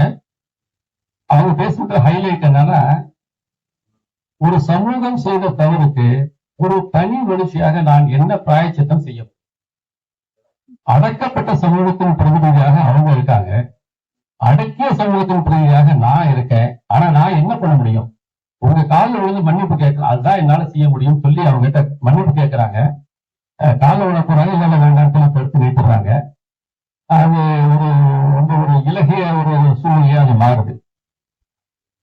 திரைப்பட கலைஞர்கள் எல்லாம் தங்களோட சக போட்டியாளர்களை கோயம்புத்தூர் கொத்து பரோட்டா போட்டேன், டொமேட்டோ அடிச்சுட்டு இந்த காலத்துல ஒரு திரைப்பட பிரபலம் தான் செய்யாத யாரோ செஞ்ச தவறுக்காக பொதுவெளியை மன்னிப்பு கேட்கறதுதான். அப்படி மன்னிப்பு கேட்க வச்சது எதுன்னா அந்த சுதந்திராணியுடைய கவிதை, அந்த பேச்சு, அந்த படைப்பு அற்புதமான ஒரு படைப்புங்கிறதுனால அதை சொன்னேன். நம்ம எங்கேயோ முகம் இடத்துல இருக்கிற கவிஞர்களையா பேசிட்டு இருக்கிறோம். நம்ம கண்ணு முன்னாடி நம்ம பக்கத்துல உட்காந்து நம்ம கூட உட்காந்து டீ குடிச்சுட்டு இருக்கிற எத்தனையோ கவிஞர்கள், படைப்பாளர்கள் இருக்காங்க. உதாரணத்துக்கு சொல்ல போனா நம்ம ஐயா கரந்தை ஜெயக்குமார், அவர் சமீபத்தில் ஒரு பதிவு போட்டிருந்தாரு. அவருடைய பிளாக்ஸ் பார்வையாளர்கள் 10 லட்சத்தை கடந்துட்டதா. அப்ப 10 லட்சம் பேர் அவங்க பார்த்திருக்காங்க. அவருடைய பார்வையாளர் அவரோட பிளாக் எழுதுறாங்க, பலதரப்பட்ட கருத்து எழுதுறாங்க, அதை அவரை பார்த்திருக்காங்க. அரடி 1000க்கு மேற்பட்ட சொல்லி எழுதுறதா அவங்க சொல்றாங்க. நம்ம மாரிமுத்து அவர் கடலை கொள்ளையில ஒரு நூல் அறிமுகம் பண்ணாரு, நூல் வெளியிட்டாரு. அத கூட்டுறவு கல்வி நூலகத்தை நான் அறிமுகம் பண்ணி பேசினேன். அது கணவன் மணி உரையாடலாக அது போகும். அவங்க 2 பேருக்குள்ள ஒரு பாசமும் நேசமும், விவசாயத்துல இருக்கக்கூடிய அவங்க சந்திக்கூடிய பிரச்சனைகள் எல்லாத்தையும் அதை அழகா பதிவு பண்ணியிருப்பாரு. இன்னொருத்தர் நம்ம ஜெகதீசன், அவங்க கீதாரியர் வாழ்க்கைய அவங்க கூடவே பயணப்பட்டு, அவங்க கூடவே சாப்பிட்டு, அவங்க வீட்லயே தங்கி அந்த அற்புதமா ரெக்கார்ட் பண்ணியிருக்காரு. அது இன்னைக்கு வாட்ஸ்அப்ல பதிவா இருக்கு. ஆனா இன்னொரு 5 வருஷம் கழிச்சு அது அற்புதமான ஒரு ஆவணமாக மாறும். இன்னைக்கு வாட்ஸ்அப்ல இருக்கு, நிச்சயமா ஒரு டாக்குமெண்டா அது மாறும். அது போல நம்ம டோனிசர் இருக்காரு, ஐயா ராஜவேல் இருக்காங்க, இங்க எழுதக்கூடிய நிறைய பேர் இருக்காங்க, மணிமாறன் இருக்காரு. எல்லாருமே தங்களோட பங்களிப்பை செஞ்சிட்டு இருக்காங்க. இளைஞர்கள் ஒரு குறிப்பிட்ட சதவீத இளைஞர்கள் ரீல்ஸ் முகத்தை சுத்திட்டு இருந்தாலும் இன்னமும் சமுதாய அக்கறை கொண்டவர்கள் நம்ம மத்தியிலே இருக்காங்கிறது ஒரு பெருமையான விஷயமா நான் கருதுறேன். இதுவரைக்கும் எனக்கு என்னுடைய பேச்சை கேட்ட உங்கள் அத்தனை பேருக்கும் நன்றி. வணக்கம்.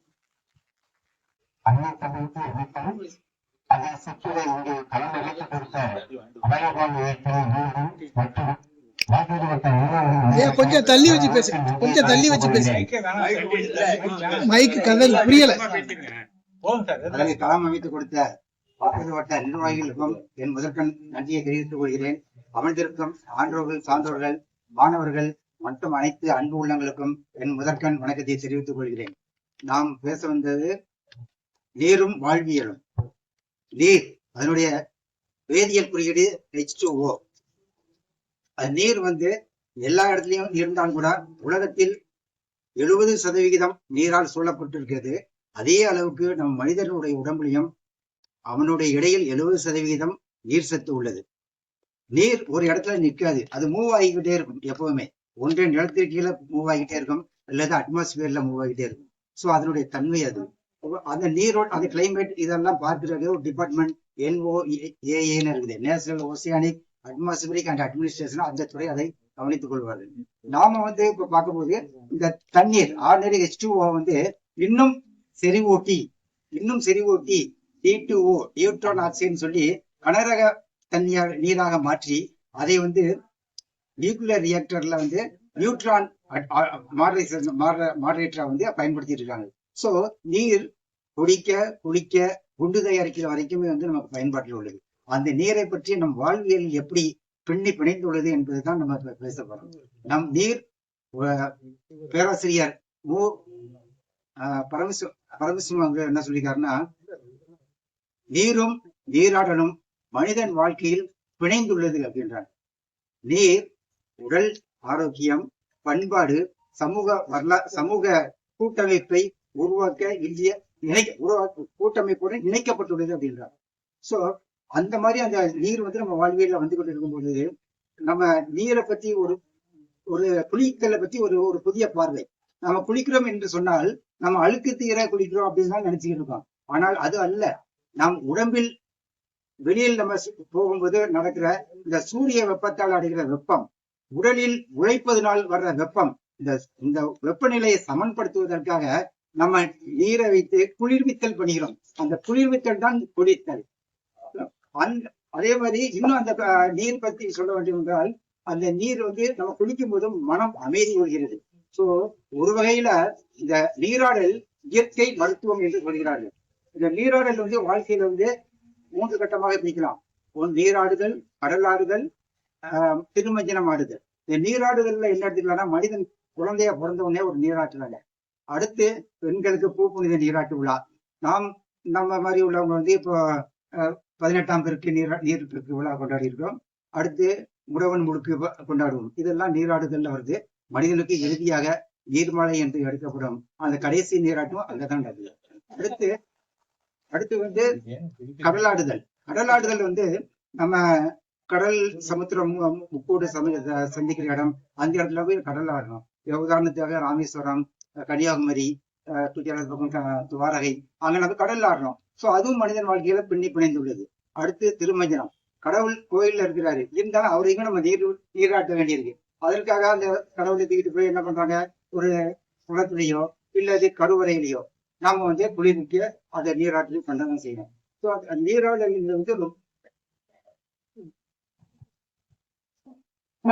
நீராடல்ங்கிறது ரொம்ப முக்கியமாக நம்ம கொஞ்சம் தண்ணி பேசு.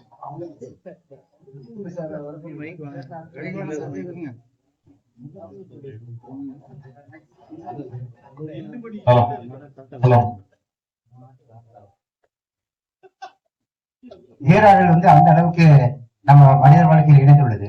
இப்போ மனித நாகரிகம், அதுல நீரின் பங்கு. மனித நாகரிகம் எங்க தோன்றுது? ஆற்றுப்படுகைகள். மனித நாகரிகத்தின் தொட்டில் என்றால் ஆற்றுப்படுகைதான். உதாரணத்துக்காக நம்ம தமிழ்நாட்டில் எடுத்துக்கொண்டோம் தாமிரபரணி, ஆதிச்சபுரம் நாகரிகம். அடுத்து வைகை, கீழடி நாகரிகம் பார்த்துக்கிறோம். அடுத்து காவேரி, அரிக்கமேடு நாகரிகம் முன்னாடி இருந்திருக்கு. சோ அதை பாக்குறோம் நம்ம. அடுத்து வந்து இப்ப சிந்து சமவெளி நாகரிகம் எடுத்தோம்னா ராவி, அது சிந்து நதி பயிர அந்த சிந்து சமவெளி நாகரிகம், ஆற்றுப்படுகை. சுமேரிய நாகரிகம் மெசபடோமியா சொல்ற அந்த தற்போதைய ஈராக்கு, அந்த நாகரிகம் வந்து யூப்ரடிஸ் டைக்ரிஸ் நதிக்கரையில தோன்ற நாகரிகம். அடுத்து ரோமானியா நாகரிகம், டைபர் நதி பக்கத்துல தோன்ற ரோமானியா நாகரிகம். எகிப்துல நைல் நதி தோன்றிய நாகரிகம் வந்து எகிப்துல. இன்னும் சொல்ல போனால் சைனால மஞ்சள் ஆறு நம்ம கேள்விப்பட்டிருக்கோம். அந்த மஞ்சள் ஆறு யான்சி நதி உள்ள இடத்துல அந்த நாகரிகம் தோன்றியிருக்கு.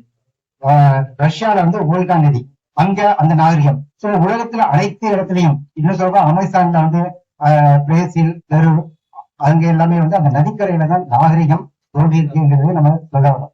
இப்ப அந்த நதியை பத்தி, அந்த நீரை பத்தி நமக்கு வரலாறும் சரி, நம்ம சமூக இலக்கியமும் சரி, அது என்ன சொல்ல வருதுன்னா, உலக உயிர்கள் அனைத்துக்கும் ஒரே ஆதாரம் நீர் அப்படின்னு அறிவித்து சொல்கிறது. அதற்கு வந்து நம்ம ஏற்றாற்போல் நம்முடைய ஐயன் திருவள்ளுவர் சொல்றார், நீர் என்று அமையாது உலகினின் யார் யாருக்கும் வானின்று அமையாது ஒழுக்கு. நீர் இல்லாட்டி நல்லா இருக்கிற நல்ல ஒரு ஒழுக்கமான மனிதன் கூட ஒழுக்கம் கெட்டு வருவான் என்ற சூழ்நிலை அங்க இருக்கிறதாலதான் நம்ம அந்த வான் சிறப்பை அறத்துப்பாடுல வந்து அவர் வந்து அதை சொல்றாரு. இவர வான் சிறப்புல அவர் குறிப்பிடுகிறார்.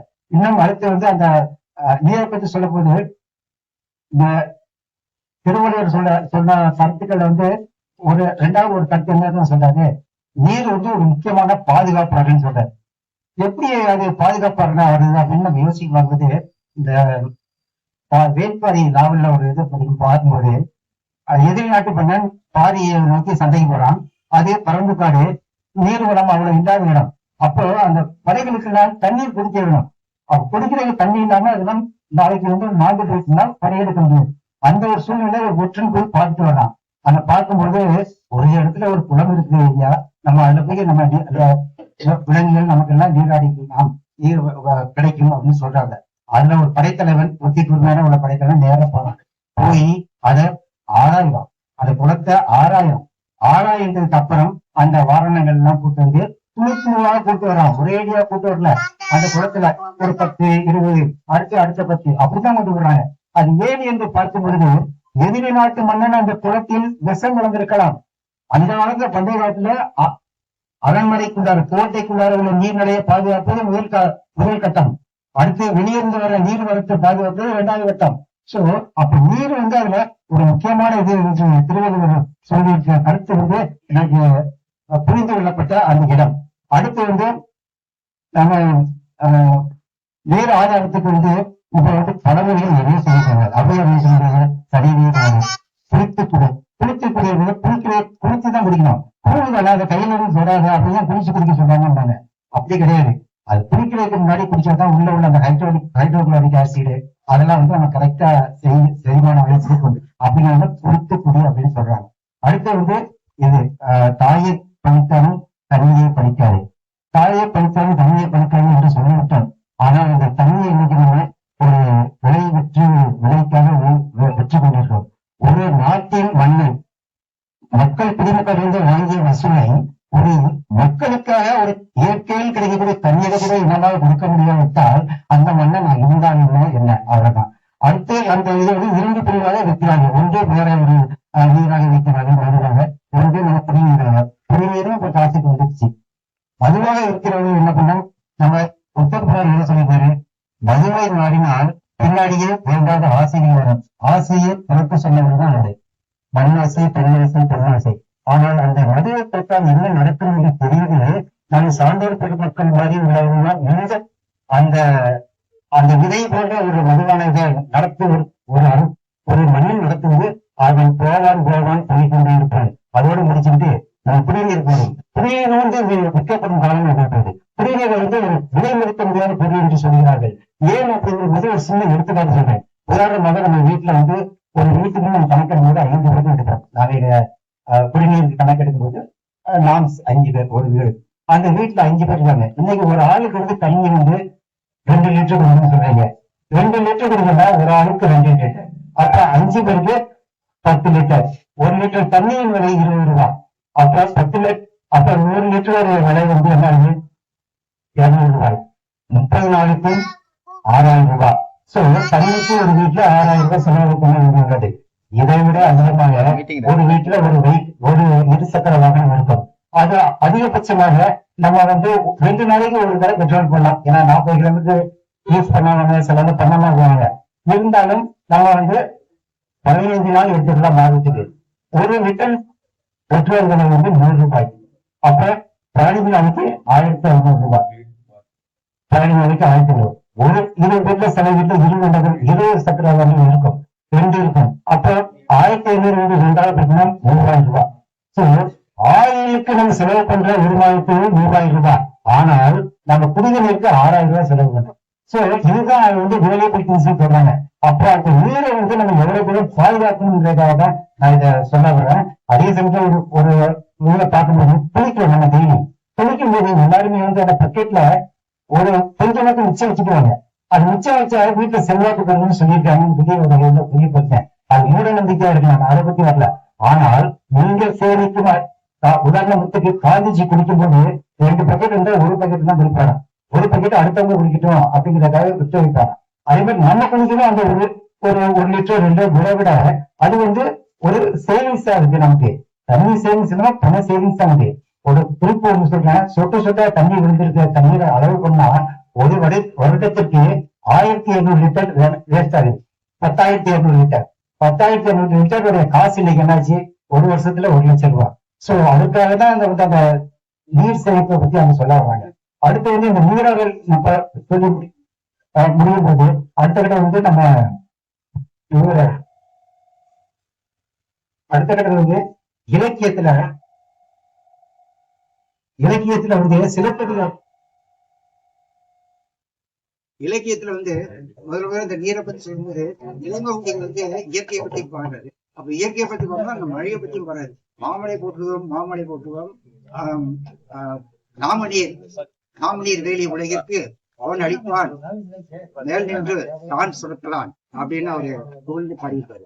அதே மாதிரி அதுல வர்ற இன்னொரு இடத்துல பூவர் சோலை மயிலாட புரியும் குயில்கள் இசைப்பாட தாமர் மாலை அருவி சாய நலந்தாய் வாழி காவிரின்னு அத சிலப்பதிகாரத்தை அவ்வளவு அருமையா சொல்லியிருக்காங்க. அந்த சிலப்பதிகாரத்துல நம்ம காவேரியை பத்தி பொன்னிங்கிறத முதல்ல குறிப்பிட்டிருக்காங்க. பொன்னி நதிங்கிறத அதற்கு என்ன காரணம் எனக்கு தெரியாது. பட் காவிரியில ஒரு 5 நதி சேருது அங்க கர்நாடகாலேயே.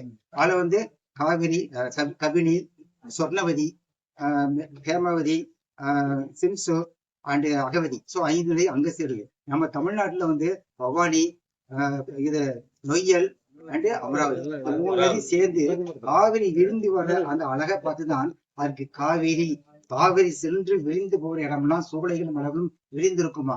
அதற்காக தான் காவேரி என்ற பெயர் வந்ததாகவும் காவேரி என்றும் சொல்கிறார்கள். அதுவும் சரி என்று எடுத்துக் கொள்ளப்பட்டுள்ளது.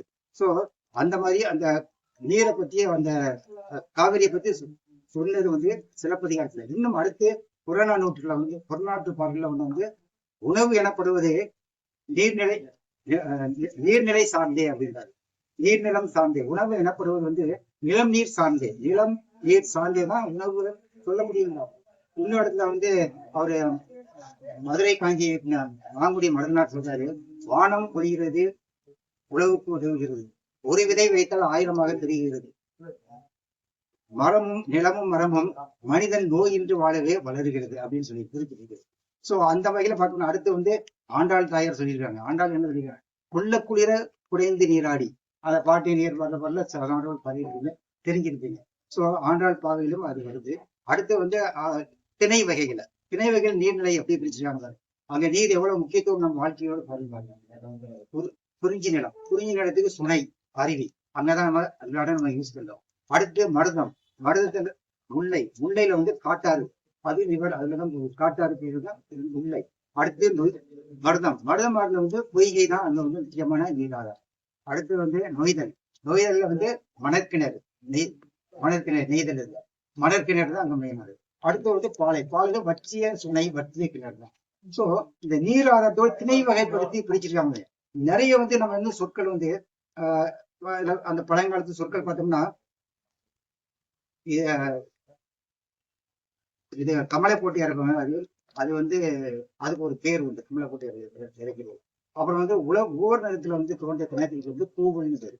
அடுத்து வந்து மழை நீர் மட்டும் வரத்து கால்வாய் இல்லாம மழை நீர் மட்டும் சேகரித்து அதை குடிக்கிறதுக்கு யூஸ் பண்றதுக்கு வந்து அது வந்து புனல் குளம். இங்க கூட புனல் குளம் எனக்கு மீனிங் தெரியாம இருந்ததுனால சோ வரத்து கால்வாய் இல்லாம மழை நீர்லயே சேர்ந்து குடிக்கிறதுக்கு உள்ள இடம் வந்து அது புனல் குளம். அடுத்து குண்டம், சிறிய அளவிலான ஒரு நீர் சேகரிப்புகளை குடிக்கிறதுக்கு குண்டம் இருக்குது. இன்னும் அடுத்து வந்து தூம்பு, கும்மிடி அதெல்லாம் சோழர்கள் காலத்துல இங்க வந்து நம்ம பயன்படுத்திக்க முடியாது. இன்னும் அடுத்து போகணும் மகாமகம், இது கும்பமேளா என்ற எல்லா நீராடலும் அந்த வருகிறது. இப்போ சொல்ல போனா கங்கை, அது ராமேஸ்வரத்தை இணைத்து சொல்லுவாங்க. கங்கைக்கு போனாங்க ராமேஸ்வரம் போனாங்க, கங்கைக்கு போகணும்பாங்க. ஏன்னா அது பண்பாட்டு லிங்க் ஆகுது நம்மளுடைய வாழ்வியல்ல.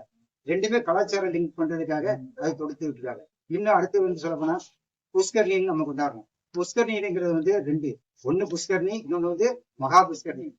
புஷ்கர்ணிங்கிறது 12 நதிகள் அப்படின்னு நம்ம இந்தியா நாட்டுல 12 நதிகளுக்காக அந்த குறிப்பிட்ட அந்த குரு வந்து ஒவ்வொரு நட்சத்திரத்துல இருக்கிறதுக்காக கொண்டாடப்படுகிற ஒரு தினம். அப்படி பார்த்து நம்ம 12 நதிகளை பத்தி கூட சொல்ற கங்கை, யமுனா, சரஸ்வதி, நர்மதா, கோதாவரி, கிருஷ்ணா, சிந்து, துங்கபத்ரா, பிரம்மபுத்திரா, பிரணகிரி அண்டு நம்ம காவேரி அண்டு தாமிரபரணி. தாமிரபரணி வந்து விருச்சிக ராசி வரும்போது ஒரு வரும்போது நடத்தும். ஒரு 2 வருஷத்துக்கு முன்னாடி அவங்க தாமரை புஷ்கரணியோட நடத்தினாங்க. அடுத்து காவேரிக்கு வந்து அவர் துலாம் ராசியில குரு வரும்போது நடக்கும். அங்க கங்கையில நடக்கும்போது வந்து மேச ராசியில குரு வரும். சோ அது வாழ்வியலோட நம்ம பின்னி பிணைந்து அந்த நீரோட இதை அதை செஞ்சுக்கிட்டு வரோம். உதாரணத்துக்கு இன்னும் ஒரு புராண பார்த்தோம்னா மகாபலி சக்கரவர்த்தி, அது எதுக்காக அதை சொல்ல வரேன்னு பாத்தீங்கன்னா, மகாபலி சக்கரவர்த்தி வந்து தானம் ரொம்ப பண்றாரு. பண்ணி அவர் பெரிய அச்சீவ்மெண்ட் இந்திர சபையை பிடிக்கணும்னு பண்றாரு. தேவர்கள் மாயவன்கிட்ட போய் முறையிடுறாங்க. மாயவன் லேஸ்பட்டால அவர் வர்றாரு, நான் போய் பாத்துக்கிறேன்ட்டு. அவர் மாயவன் எப்படி வர்றார்? அவர் குள்ளமாக குடையோடு வர்றார். வந்து அவன்கிட்ட வந்து தானம் கேட்கிறார். என்னப்பா நீ கேட்கிற அப்படின்னு சொல்றாங்க. எனக்கு 3 அடி நிலம் கொடுத்தால் போதும் அப்படின்றாங்க. 3 அடி நிலமா? நீயே குள்ளமா இருக்க, உனக்கு அதுல என்னப்பா பத்தும்? உனக்கு அது பத்தாதே அப்படின்றாப்ல. பரவாயில்ல எனக்கு அது போதும்ன்றாப்ல. அப்ப அந்த மாவலி சக்கரவர்த்தியுடைய குரு சுக்கராச்சாரியார் அவர் சொல்றாரு, எப்பா தேவையில்லாம இது பண்ணாத, வந்துருக்க விஷ்ணு போல் தெரிகிறது, அதனால நீ கொடுக்காதே என்று சொல்கிறார். குருஜி, நீங்க தானே சொல்லி கொடுத்துருக்கீர்கள், கேட்பவர்களுக்கு கொடுக்க வேண்டியதான தானம், அதை நான் மறுக்க இயலாது. 2வது வந்திருப்பவன விஷ்ணு, எனக்கு படுகிறப்பவனே என்ற வந்து கேட்க வர்றான். அப்போ என்ற கர்வமும் அவனுக்கு ஓங்குகிறது. அப்ப அவனை கொடுப்பேன்னு சொல்லும் போது அப்பவும் விடாத அந்த குருஜி என்ன பண்றாரு, வண்டுவாகிய அந்த கெண்டி இருக்கு இல்லையா, தண்ணி அர்க்கியம் பண்ணணும் தண்ணிய, அது உள்ள போய் நுழைஞ்சு அதை அடைப்பாரு. இவர் இந்த குள்ள மனுஷன் அதை பார்த்துட்டு ஒரு பிச்சை வச்சு குடிப்பாரு. அவரு கண்டப்பட்டு அவர் பறந்துருவாரு குருஜி. அப்ப அந்த தண்ணி அர்க்கியமாகுது. சோ அந்த தண்ணி அர்க்கியமானது இன்னைக்கு அந்த கதையை சொல்லிதான் திருவோணம் சென்று உலக முழுசும் கொண்டாடிட்டு இருக்கோம். சோ அதை பண்பாட்டு ரீதியா அது இன்னொரு இடத்துல தண்ணியே இல்லாம அர்க்கியம் பண்ணாங்க. மகாபாரதத்துல 18ஆம் நாள் போர்ல நடந்துட்டு இருக்கும்போது கர்ணன் இடையில அவரு இறக்குறாரு. அந்த கர்ணன் இறக்கும் போது இவர் முதியோர் வேஷம் போட்டு வர்றாரு. வந்து ஐயா எனக்கு தர்மம் பண்ணுன்றாரு.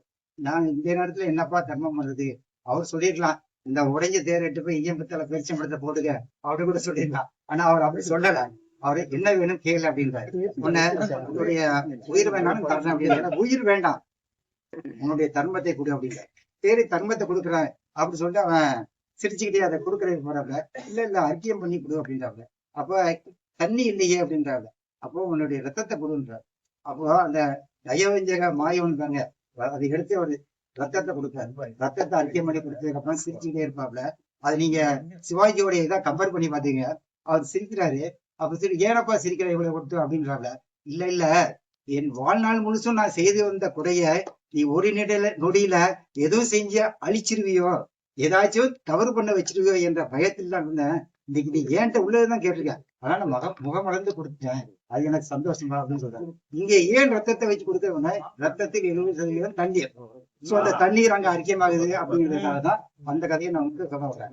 இன்னும் கடைசியா வந்து இன்னும் ஒரு நம்ம கவிஞர் வைரமுத்து, இதோட முடிச்சு கவிஞர் வைரமுத்து வந்து சொல்லிட்டாரு, நிலமே காற்றே, நிலமே காற்றே வானமே தீயே, நீவேர் நால்வரும் வேட்டுக்குடிவாசிகள்,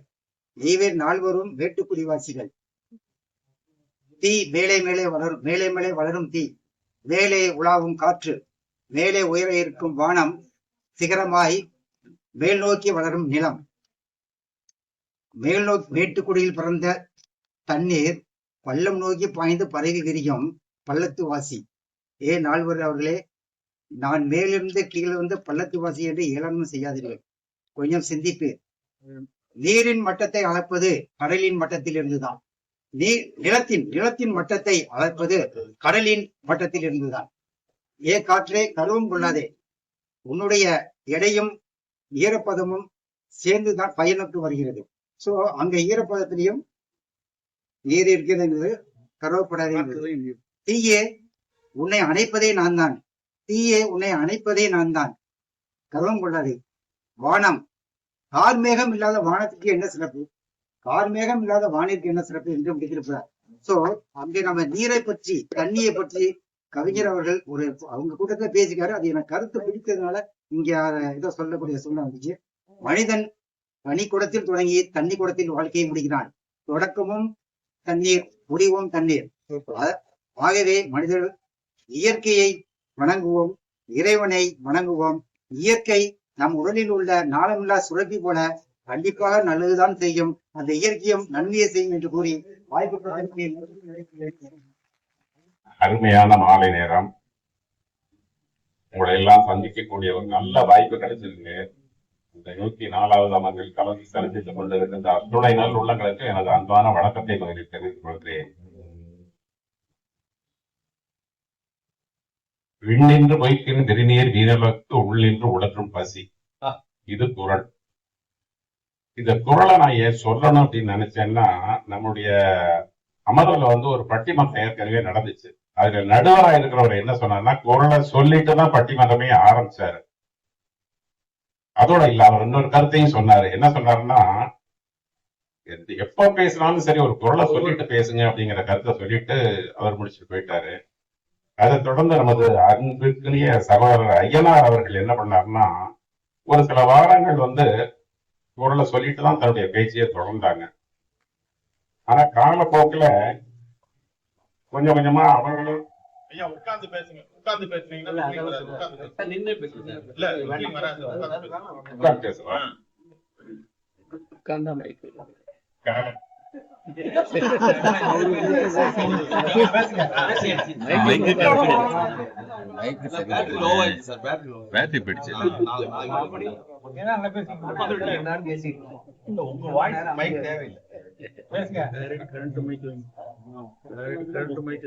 நிறைய கருத்துக்கள் பேச வேண்டியிருக்கு.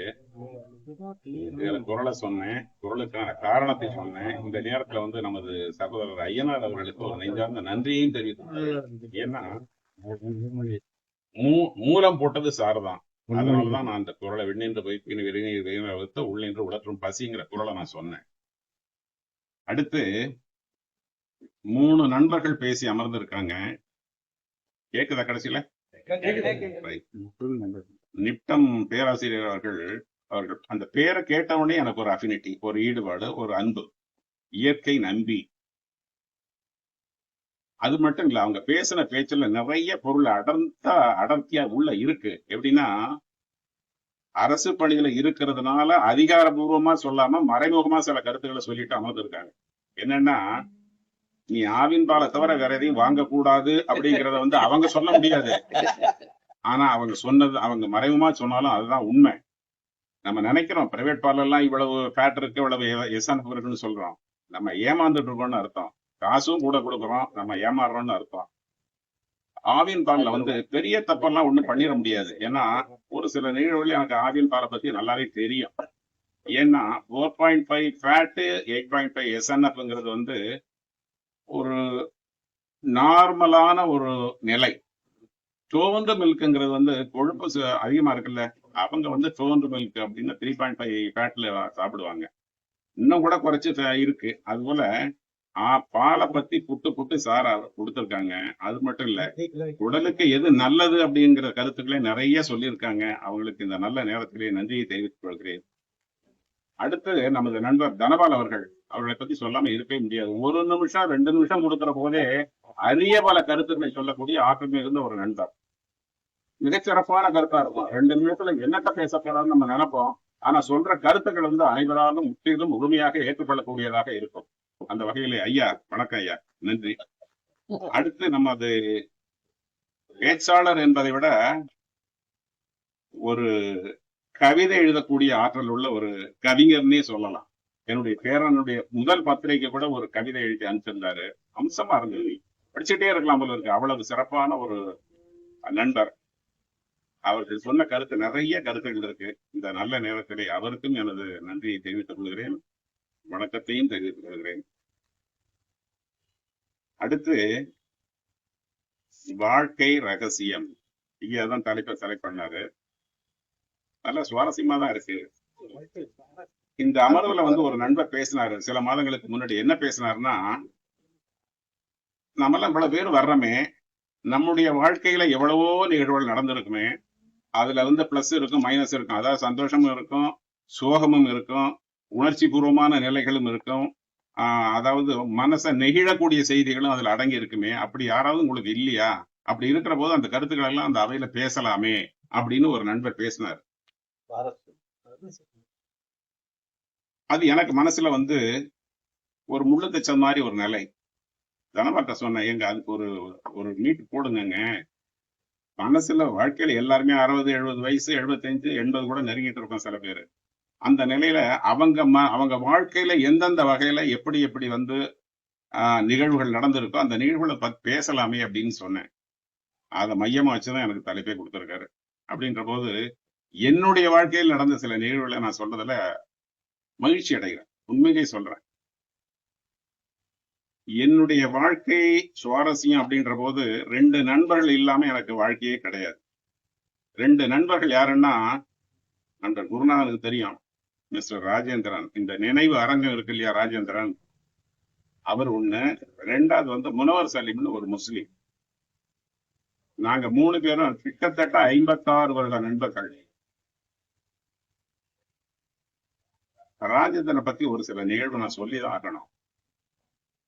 உங்க முன்னாடி நான் நின்று பேசிட்டு இருக்கேன்னா அவர் இல்லைன்னா நான் பேசியே இருக்க முடியாது. இன்னைக்கு இந்த இடத்துல எனக்கு இடம் வாங்கி கொடுத்து கட்ட சொன்னதே அவருடைய அழுத்தத்தினாலதான் நான் அங்கேயே வந்தேன். நான் எவ்வளவோ சொன்னேன், என்னால எனக்கு பணம் இல்லை ராஜேந்திரன், என்னை விட்டுருங்க அப்படின்னு எவ்வளவோ சொல்லியும் அவர் கேட்கல.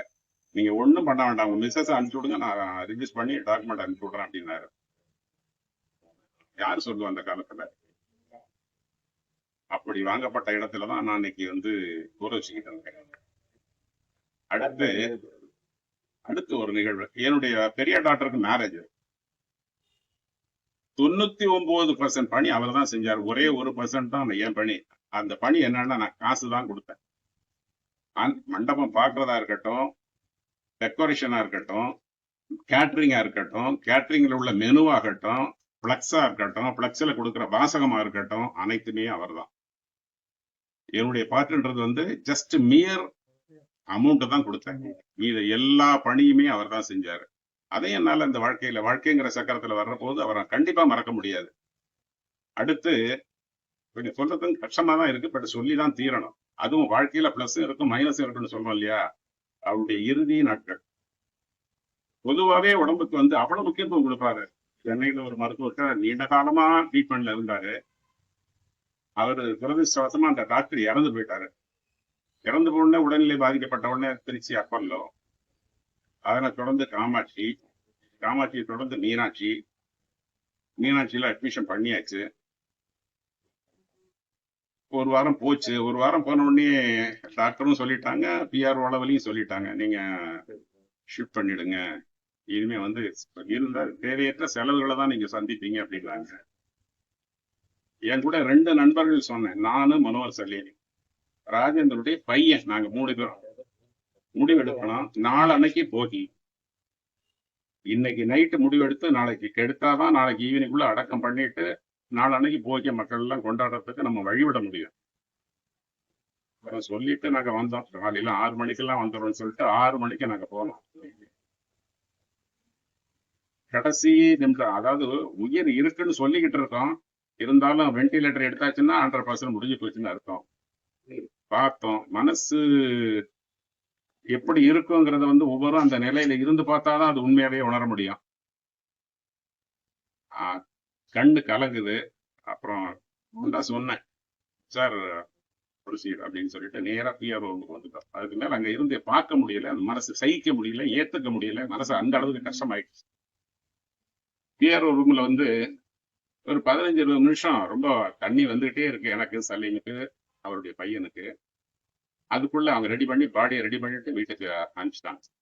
அப்புறம் வந்தோம், அதை செய்ய வேண்டிய கடமைகளை செஞ்சு அடக்கம் பண்ணோம்னு வச்சுங்களேன்.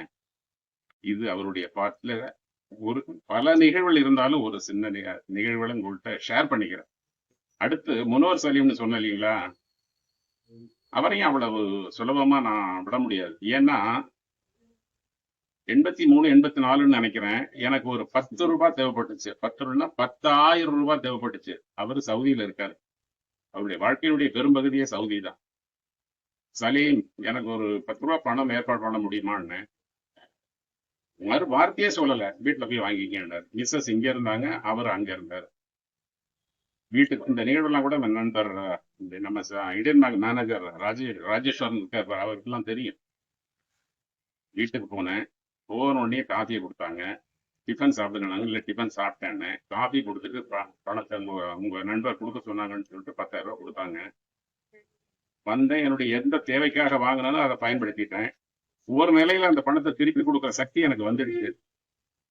வந்த உடனே சலீமா ஃபாரின்ல இருந்து வந்திருந்தாரு. 2 பேரும் ஜாலியா ஹோட்டலுக்கு போயிட்டு சாப்பிட்டுட்டு இருக்கிற போதே சாப்பிட்டு முடிச்ச பிறகு பணத்தை எடுத்து கொடுத்தேன். இது சலீம் இதை வச்சுங்க அப்படின்னு. என்னன்னாரு, சலீம் ஒரு 2 வருஷத்துக்கு முன்னாடி உங்கள்கிட்ட வாங்கினேனே, அது இன்னும் கொடுக்கல, இல்லை அதை கொடுக்குறேன்னு. அது கொடுத்துதான் ஆகணுமான்னாரு. இல்ல சலீம், வாங்கியாச்சுன்ற போது அது கொடுத்தான் ஆகணும் அப்படின்னு. வைங்க ராஜபால் அப்படின்ட்டாரு. எனக்கு நான் எவ்வளவோ ப்ரெஷர் கொடுத்தா அவர் ஒத்துக்கல. கடைசியில் அவர் என்ன சொல்லிட்டாரு தெரியுங்களா, நான் வாங்கிறேன் ராஜபால், அதுல ஒன்றும் பிரச்சனை இல்லை, ஆனா இனி உங்கள்கிட்ட பேச மாட்டேன்ட்டாரு. இதுக்கு நான் என்ன பதில் சொல்றது?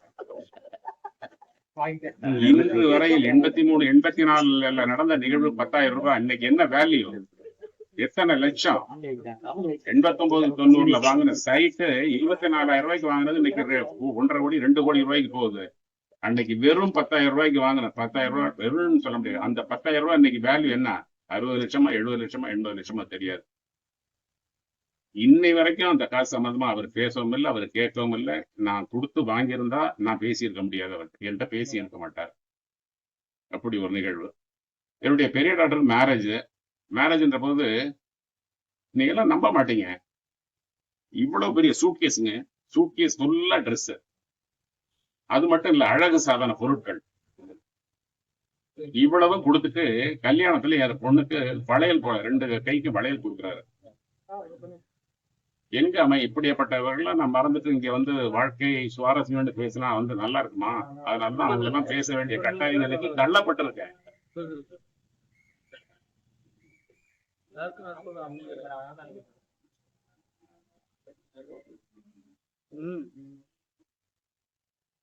நாங்க அடிக்கடி சலீம் ஃபேமிலி, ராஜார ஃபேமிலி, என்னுடைய ஃபேமிலி, 3 ஃபேமிலியுமே வாரத்துக்கு 3 நாள் 4 நாள் ஹோட்டல்ல போய் சாப்பிடுவோம். இது வரைக்கும் நானோ ராஜேந்திரனும் ஒரு நாள் கூட ஹோட்டலுக்கு காசு கொடுத்ததே கிடையாது. கொடுத்து அலோ பண்ண மாட்டாரு. நான் சீக்கிரம் சாப்பிட்டு பணத்தை கொடுக்கலான்ட்டு நான் அந்த சர்வர்கிட்ட போனாலும், சார் ஏற்கனவே சார் கொடுத்துட்டார் சார் முடியும். அந்த சர்வருக்கு எவ்வளவு காசு கொடுப்பாரு தெரியுங்களா? 2 பேரும் வந்தா 500 ரூபாய் குறைஞ்சு கொடுக்கவே மாட்டாரு. 200, 300, 100 கூட கொடுக்க மாட்டாரு. அதோட அதிகமா தான் இது டிப்ஸே கொடுப்பாரு. அந்த அளவுக்கு வந்து ஒரு நல்ல பரந்த மனசு உள்ளவர். அதனால இவங்க 2 பேரையும் விட்டுட்டு நான் அடுத்து மேற்கொண்டு தொடர முடியாது. அதனாலதான் அவங்கள பத்தி ஒரு சிறிய விளக்கத்தை கொடுத்தேன். அப்புறம் பள்ளி படிப்பு முடிஞ்சது. கல்லூரியில முத அடி எடுத்து வைக்கிறோம். பிரின்சிபால் ரூம் மாடியில உள்ள போற போதே பக்கத்துல 2 கல்வெட்டு. 24th February 1956, 4th November 1956. இந்த 2 தேதியும் அன்னைக்கு மைண்ட்ல ஏறினதான் இன்னை வரைக்கும் என்ன மனசை விட்டு நீங்கவே இல்லை. 24th February 1956, 4th November 1956. அடிக்கல் நாட்டப்பட்ட தேதி 24th February 1956. முன்னாள் நிதி மந்திரி சுப்பிரமணியம். 4th November 1956, மரியாதைக்குரிய அனைவராலும் போற்றக்கூடிய காமராஜ் அவர்களால் திறந்து வைக்கப்பட்டது. அடிக்கல் நாட்டி 8வது மாசமே அந்த கல்லூரி இவ்வளவு பிரம்மாண்டமா இன்னைக்கு 70 வருஷம் ஆக போது இன்னைக்கு நிக்குது அப்படின்ற போது நான் வாக்கிங் போகும்போது ஒவ்வொரு நாளும் அதை நினைச்சு பெருமைப்படுறேன். அந்த கல்லூரியில இங்க நண்பர்கள் நிறைய பேர் இருக்காங்க, படிச்சவங்க, பணிபுரிஞ்சு ஓய்வு பெற்றவங்க இருக்காங்க. இந்த சகோதரர் இங்க பணி புரிஞ்சுக்கிட்டே இருக்காரு. இன்னும் 12 காலம் அவர் அதிலே பணி புரியணும், வேற எங்கேயும் மாத்தாம.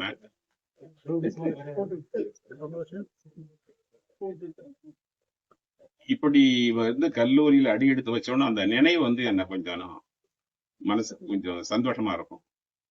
அடுத்து பார்க்க போனீங்கன்னா 1983 நான் ஒரு ஃபேக்டரியில கெமிஸ்டரா ஒர்க் பண்ணி, என்ன ஃபேக்டரி, பிராந்தி ஒயின் விஸ்கி எல்லாம் தயாரிக்கிறாங்க இல்லையா, அதுல கெமிஸ்டரா இருந்தேன். ஆனா அதுல தயாரிக்கிறாங்கிறத வச்சு நான் அதுல அடிக்ட் ஆயிட்டேன்னா ஒரு சொட்டு கூட நான் டேஸ்ட் பண்றது, உண்மையாவே சொல்றேன், ஒரு சொட்டு கூட அந்த காலத்துல நான் டேஸ்ட் பார்க்கல. அப்ப இப்ப சாப்பிடுறீங்களான்னு கேக்குறீங்களா, அது கடைசியில சொல்றேன். சுவாரஸ்யமா அங்கதான் இருக்கு. என்னுடைய நண்பருக்கு 6 நண்பருக்கு கல்யாணம், விடிஞ்சா கல்யாணம், குறைஞ்சபட்சம் 5 ரூபாய் மொய் செய்யணும் அப்படின்னு நான் நினைச்சுக்கிட்டு இருக்கேன். பணம் நான் வச்சிருந்தேன் வீட்டுல. காலையில எழுந்திருச்சு ட்ரெஸ் பண்ணிக்கிட்டு சரி கல்யாணத்துக்கு போகணும்னு சொல்லிட்டு பாக்குறேன் பணமே இல்லை. மிஸ்ஸஸ கேட்டா அவங்க என்ன சொல்றாங்க, எனக்கு தெரியாதுன்ட்டாங்க. என்னடா அது அப்படின்னு சொல்லிட்டு சரி வெளியிலயாவது கடன் வாங்கிட்டு போவான், கடன் வாங்குற பழக்கம் இல்லை, இருந்தாலும் வாங்குவோம் அப்படின்னு சொல்லிட்டு போவோம்னு சொல்லிட்டு பீரோல இருந்து சட்டையை எடுத்தேன். சட்டையை எடுக்கிற போது 2-3 புடவை சரசரன்னு சில்க் புடவை இருந்து சரசரன்னு கீழே விழுவுது.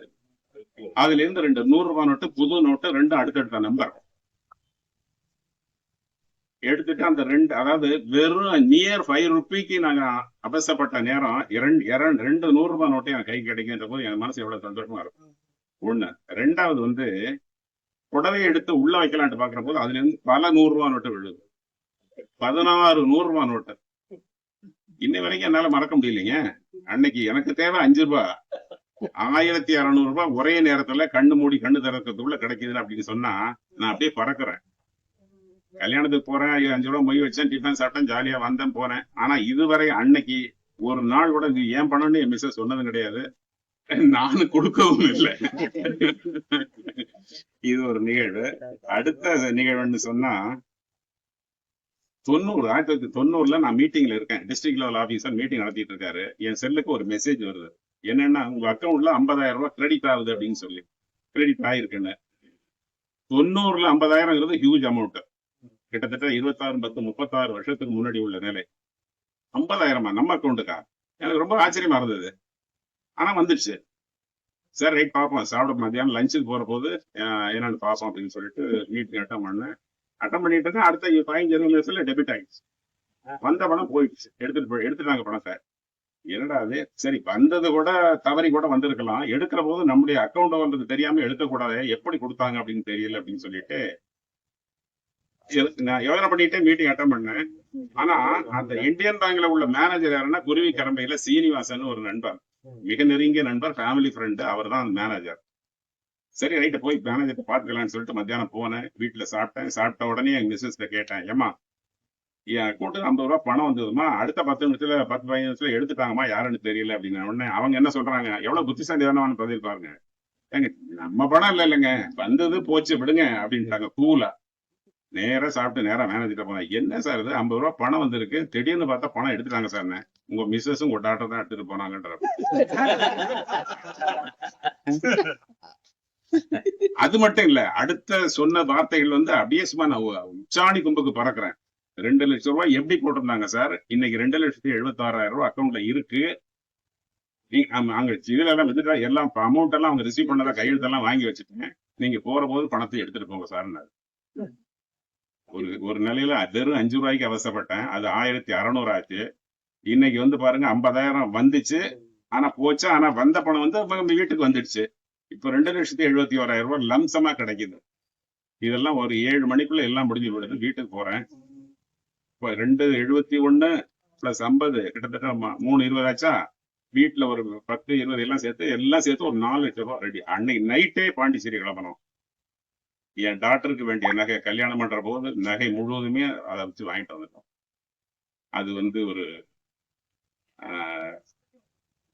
ஒரு சந்தோஷமான நிலைன்னு வச்சுங்களேன். எனக்கு வந்து 2 டாக்டர்ஸ், 2 டாக்டர்ஸ்க்குமே வந்து குறைஞ்சது 60 பவுனாவது, ஒவ்வொருத்தருக்கும் ஆளுக்கு 60 பவுன் செய்யணும்னு எனக்குள்ளேயே நான் ஒரு நிர்ணயத்தை வச்சுக்கிட்டேன்.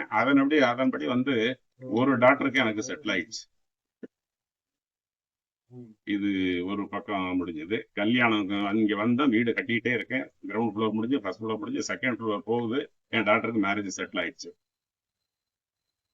ஒரு வீடும் கட்டுற போது, கல்யாணம் ஆகிற போது பண டிமாண்ட் வந்தது. என் மிஸ்ஸஸ் கிட்டத்தட்ட 2 லட்சம் 2.5 லட்சம் ரூபாய் கொஞ்சம் டிமாண்ட் வச்சுங்களேன். அவங்க என்ன சொல்றாங்க, ஏங்க இதுக்கு ஏங்க உரி பண்றீங்க, பாலிசைன் போட்டிருக்கேன், நான் கவரிங் போட்டுக்கிறேன், பாலிசைன் அடை வேணாலும் வச்சுங்க, இல்ல வித்துறதானாலும் வித்துங்க அப்படின்னு சொன்னாங்க.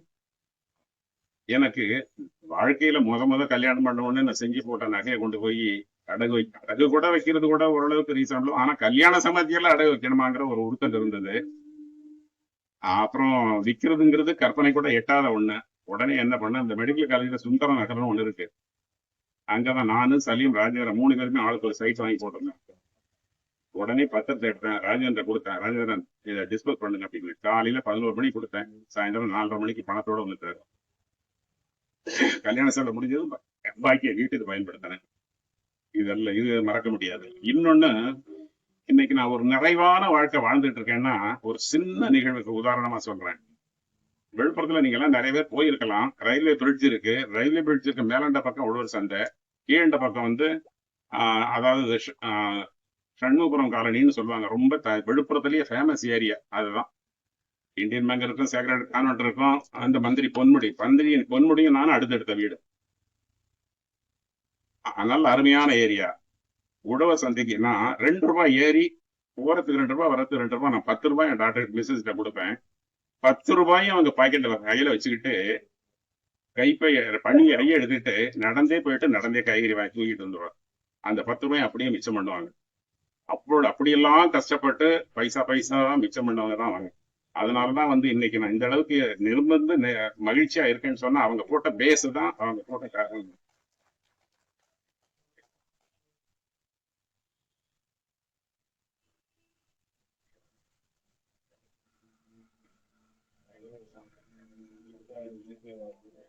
என்னுடைய 2வது டாக்டர் மேரேஜ் 4th ஜூன் 29 மே 5 நாளைக்கு முன்னாடி திருச்சி லலிதா ஜுவல்லரிக்கு நகை வாங்க போறேன். பெரிய டாக்டர் போட்ட மாதிரியே நான் சின்ன டாக்டர் போடணும்ல, 60 பவுன் போடணும். அதுக்கான செட்டப் எல்லாம் பண்ணிக்கிட்டு கார் வந்துச்சு, டிரைவர் வந்தாச்சு, கிளம்பணும். கிளம்பிக்கிட்டே இருக்கோம். 27 பவுன் நகை என் மிஸ்ஸஸ் கொண்டாந்து என்கிட்ட கொடுக்குறாங்க. 1 பவுன் இல்ல, 2 பவுன் இல்ல, 27 பவுன் நகையை கொண்டாந்து கொடுத்தாங்க. 60 பவுன் வாங்க போறதுக்கான ஏற்பாடு பண்ணி வச்சிருந்தேன்னா 27 பவுன் கைக்கு வந்த உடனே எனக்கு எப்படி இருக்கும், அப்படியே சும்மா அப்படியே ஓட்டி பாருங்களேன் கற்பனைய. அதேதான்.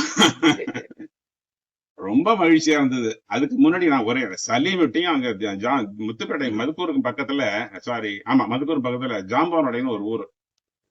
என்னுடைய நண்பர் சிதம்பரம், இங்க சலீம், இவங்க 2 பேர்கிட்ட மட்டும் சொல்லி வச்சிருந்தேன். கல்யாணத்துல ஏதாவது பணம் தேவைன்னா தயவு பண்ணி கொஞ்சம் ஹெல்ப் பண்ணுங்கன்னு.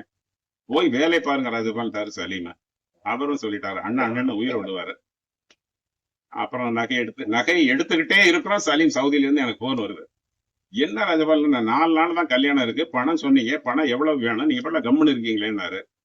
நான் தான் இங்க மிதக்கிறேன்னு.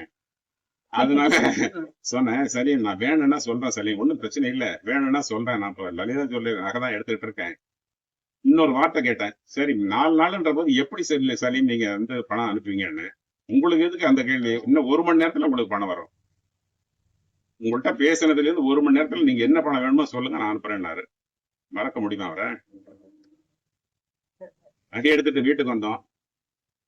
வீட்டுக்கு வந்த உடனே நைட்டு டிஃபன் எல்லாம் சாப்பிட்ட பிறகு ஜாம்பவனோடையில இருந்து மிஸ்டர் சிதம்பரம் போன் பண்றாரு. ஏன்னா என்னென்ன கல்யாணத்தை வச்சுக்கிட்டு பணத்துக்கு சொன்னீங்க, ஒண்ணுமே சொல்லலையேன்னாரு. பார்த்துக்கலாம் சிதம்பரம், நான் தேவைன்னா சொல்றேன்ட்டு அப்படி சொல்லி ஆஃப் பண்ணேன்.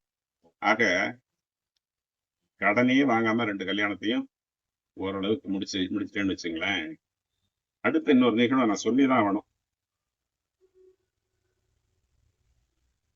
என்னுடைய ரிட்டையர்மெண்ட் நினைச்சு கூட பார்க்க முடியாத ஒரு ரிட்டையர்மெண்ட். இங்க சமீபத்துல நீங்க கேள்விப்பட்டிருப்பீங்க, ஈரோடு கலெக்டர், மதுரை கமிஷனரா இருந்து இப்ப செக்ரட்டேரியட்ல இருக்கிற போது காலையில வாக்கிங் போற போது மயங்கி விழுந்து இறந்தாப்புல சி கதிரவன். அவரு நான் விழுப்புரத்துல ரிட்டையர் ஆகிற போது கலெக்டர் இன்சார்ஜ். என்னுடைய ரிட்டையர்மெண்ட்டே ராஜால மட்டும்தான் அங்க வந்திருந்தாரு. ஒரு திருமணம் மாதிரி நடந்தது. இப்ப எப்படி நம்ம தனபாலுடைய ரிட்டையர்மெண்ட் பார்ட்டி நான் போயிருந்தேன். அவருடைய ரிட்டையர்மெண்ட் பார்ட்டி ஒரு மேரேஜ் மாதிரி இருந்தது. அவ்வளவு நண்பர்கள். அதே மாதிரி என்னுடைய நண்பர்கள் வட்டாரம் மட்டும் இல்ல, பணி சார்ந்த தொடர்புடைய தொண்டர் ஆளுமைகள் எல்லாமே வந்திருந்தாங்க. கலெக்டர் வந்திருந்தாரு, அப்புறம் எங்க டிபார்ட்மெண்ட் ஹெட் எல்லாம் வந்திருந்தாங்க.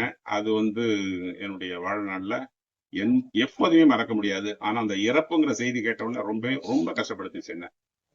அது ஒண்ணு. அடுத்து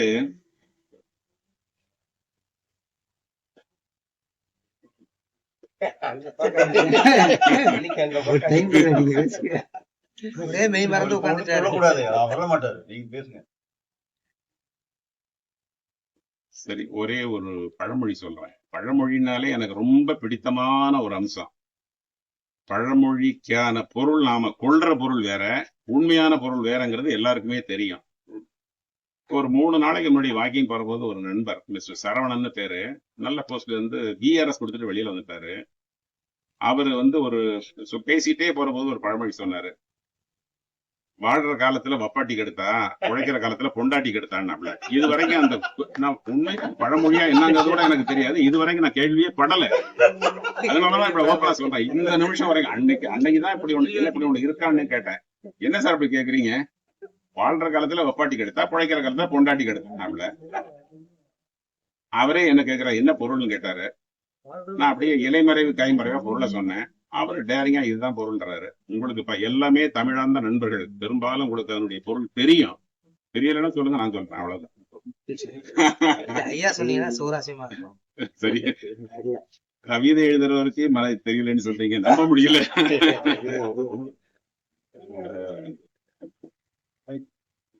நிறைய இருக்கு, எவ்வளவோ இருக்கு. சரி, நேரம் டைம் 8 ஆச்சு. உங்க நண்பர்களுக்காவது, ஒரு சில நண்பர்களுக்காவது இடம் கொடுக்கலன்னா நம்மள போட்டு காட்சி எடுத்துருவாரு. அதனால இது சொல்லணுமா? சொல்லுங்க. சுவாரஸ்யம் தானே, சுவாரஸ்யமா இருக்கும். சொல்லுங்க.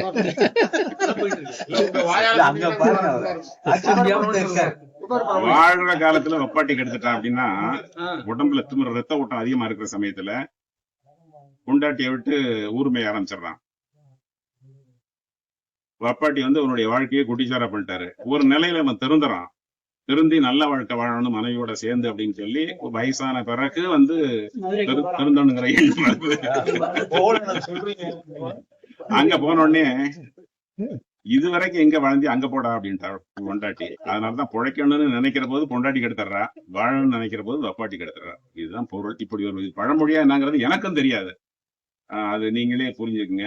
அப்புறம் பாத்துக்கலாம். இந்த இதுகாரம் இவ்வளவு அமைதியாக இருந்து மைக்கு இல்லாத நிலையிலையும் நீங்க இந்த பேச்சை கேட்டதுக்காக உண்மையிலேயே எனது நெஞ்சார்ந்த நன்றியை தெரிவித்துக் கொள்கிறேன். நன்றி. இன்னைக்கு எல்லாருமே தண்ணிய பத்தியே பேசினாங்க. அது எனக்கு ரொம்ப பிடிச்சிருந்துச்சு. ஏன்னா மழை வராம இருக்கணும்னு வேண்டிக்கிட்டேன். பால்ல தண்ணின்னு ஒரு பெரிய கோர்ட்ல வழக்கு போயிட்டு சார், பால்ல தண்ணியா கலந்துட்டான்னு கேஸ் போட்டு விட்டாங்க.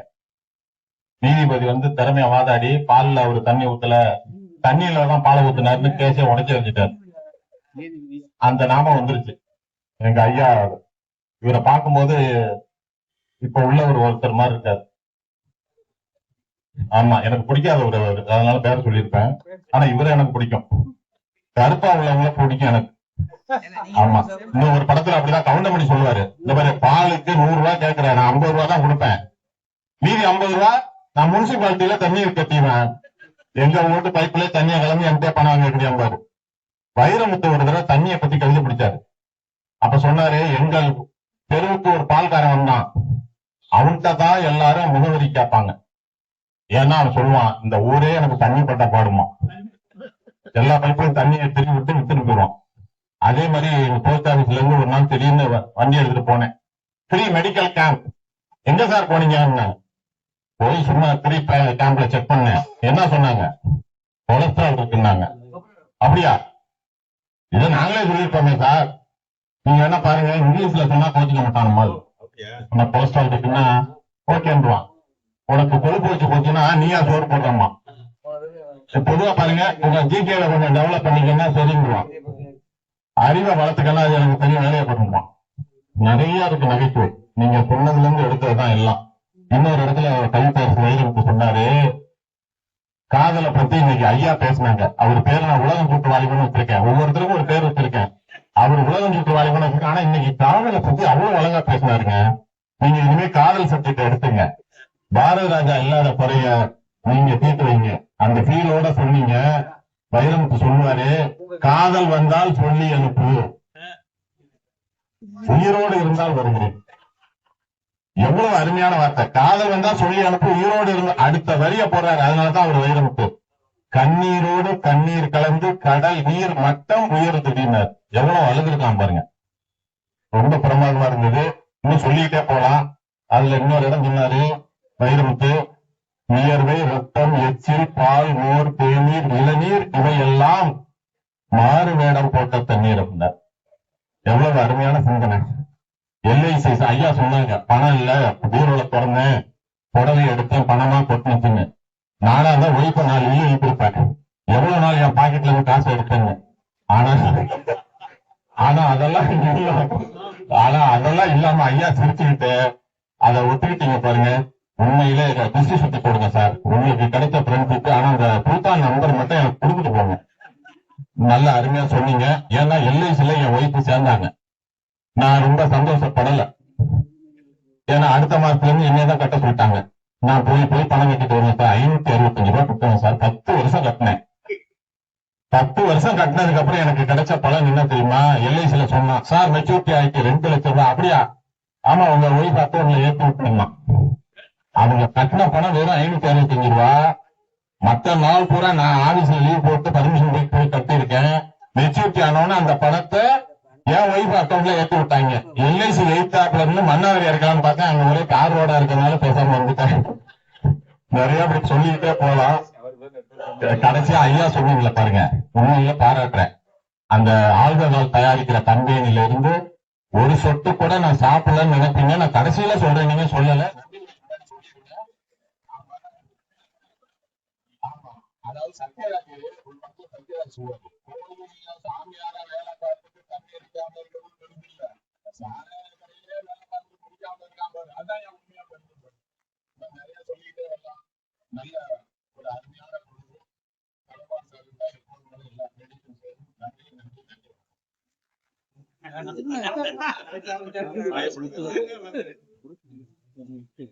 அனைவருக்கும் என்னுடைய மாலை வணக்கத்தை நான் தெரிவித்துக் கொள்கிறேன்.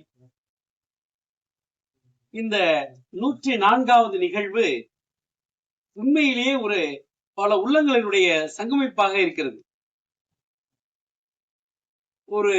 ஒவ்வொரு மனிதருக்குள்ளும் ஆழமான ஒரு தேடல்.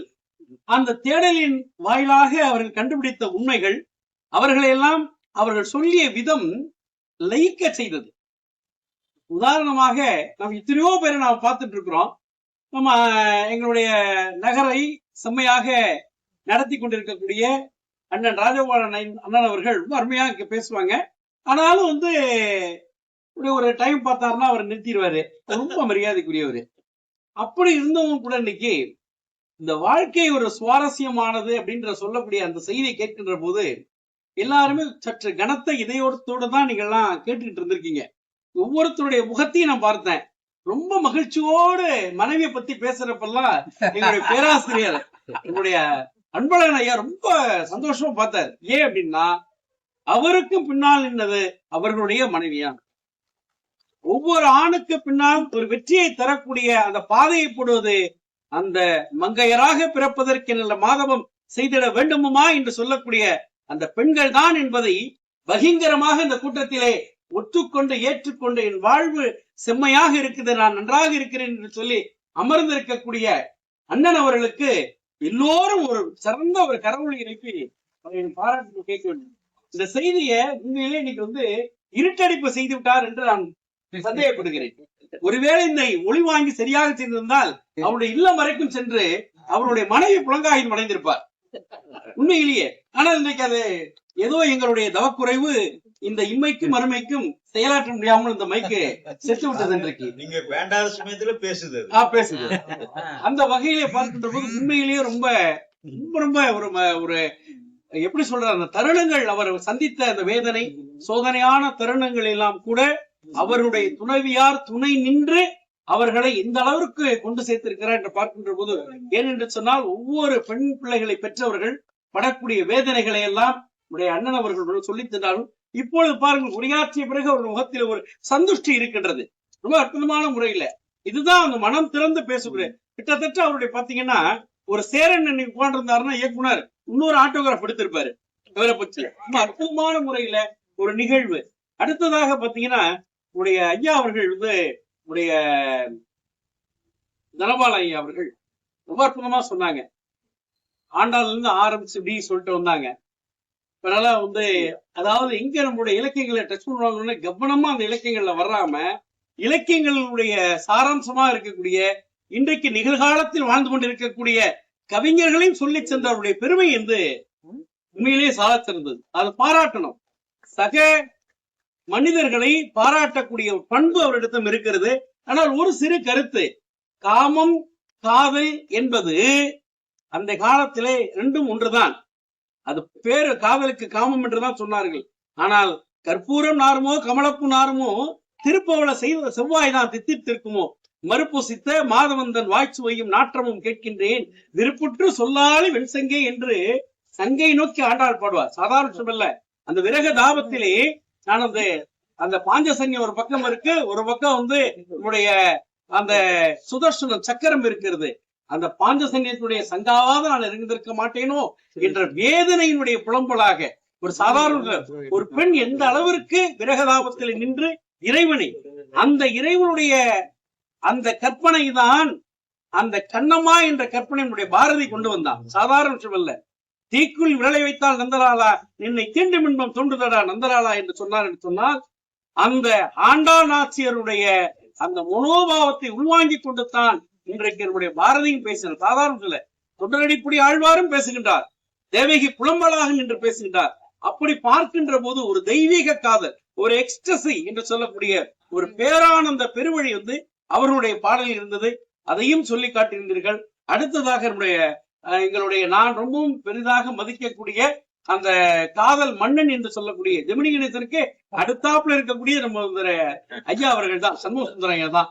அவர் ரொம்ப அழைப்பு ரொம்ப நீரை பற்றி பேசுறது ரொம்ப அற்புதமான ஒரு சுவையான ஒரு இது. எல்லாவற்றையும் அவர் தொட்டு காட்டினார் பாருங்க. எத்தகைய குறிப்புகள் இல்லாமல் இந்த 3 பேருமே பேசுறப்ப குறிப்புகள் இல்ல, ஆனா அண்ணன் பேசுற மட்டும் சில குறிப்பிடுறது. ஏன்னா நான் மனசால நேசிக்கக்கூடிய மனைவியை விட்டுவிடக் கூடாது என்பதற்காக. அது ரொம்ப பெரிய விஷயம். அந்த இடத்துல ரொம்ப அற்புதமா சொன்னாரு. அப்ப இந்த நீரை பற்றி சொல்லுகின்ற போது ரொம்ப அற்புதமானது. நீரின்றி அமையாத உலகு, காதலுக்கே அப்படிதான். நீரின்றி அமையாத உலகு போல தம்மின்று அறையாது நன்னை என்றி சிறுமை உருவமோ பசத்தல் அஞ்சி என்று அந்த காதலின் பேசுவார். ரொம்ப அற்புதமான முறையில சங்க இலக்கியங்கள் இதெல்லாம் பத்தி நம்ம பேசக்கூடிய ஒரு பாங்கினை நாம் பார்க்கின்றோம். ரொம்ப அற்புதமான முறையில இந்த உரை மிக சிறந்த உரையாக இருந்தது. அடுத்ததாக ஐயா அவர்கள் எனக்கு பேச தெரியாது என்று சொல்லிவிட்டு மிக அருமையான முறையில இயற்கை நம்பி, அதாவது நம்பி என்று சொன்னால் குறிசில் தலைவன் என்று பெயர், ஆண்களிலே சிறந்தவன் என்று பெயர். அதனாலதான் சுந்தரமூர்த்தி நம்பி என்று சொன்னார்கள். சாதாரண விஷயங்கள்ல உண்மையிலே பெயரை கற்றார் போல இளமையாத்தான் இருக்கின்றார். ரொம்ப அற்புதமான முறையிலே இந்த பால் நமக்கு எப்படிப்பட்டது, அதாவது தாயினும் சால பரிந்து என்று சொல்லுவார்கள். இது சாதாரண விஷயம் அல்ல. அதாவது நாம எல்லாம் பேச தெரிந்த ஒரு முகங்கள். ஒரு செய்தியை சொல்லுவாங்க. இறைவன் ஒரு பழைய செய்தி ஐயா அவர்களுக்கெல்லாம் தெரியும்.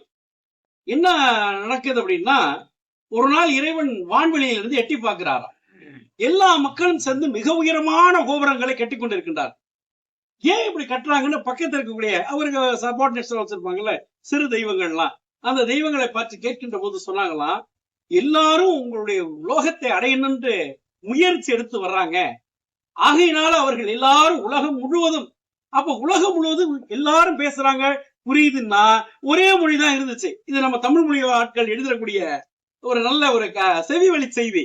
ஓஹோ, தமிழ் மொழி ஒரு மொழி உலகம் முழுவதும் பேசக்கூடிய காரணத்தினால் உலக மக்கள் அனைவரும் ஒருங்கிணைந்து இவ்வளவு உயரமான கட்டிடத்தை கட்டி நாம் வான்வெளிக்கு வர நினைக்கிறார்களா? அப்படி என்று சொன்னால் இக்கணமே அவர்கள் ஒருவர் புரிந்து கொள்ளாததற்கு வேறு பல மொழிகளை படைக்க வேண்டும் என்று ஆணையிட்டாராம். இது மொழியியல் அறிஞர்கள் சொல்வார்கள். ஏன்னா லிங்குஸ்டிக்ஸ் அவர் நடத்துறவரு, பொது மொழிகள் அவர் நடத்துறவருக்கு தெரியும். அப்ப இன்றைக்கு நாம் எல்லோரும் அமர்ந்து இதை சுவைத்துக் கொண்டிருக்கிறோம் என்று சொன்னால் இதற்கு காரணம் தமிழ் மொழியினுடைய இனிமை. நாம் என்னன்னோ எங்கெங்கோ வந்திருக்கலாம், எப்படியோ வாழ்ந்திருக்கலாம், எப்படியோ வளர்ந்திருக்கலாம். ஆனால் இந்த வயதிலே இந்த இடத்திலே கூட வேண்டும் என்பது ஒரு விதி பயன்.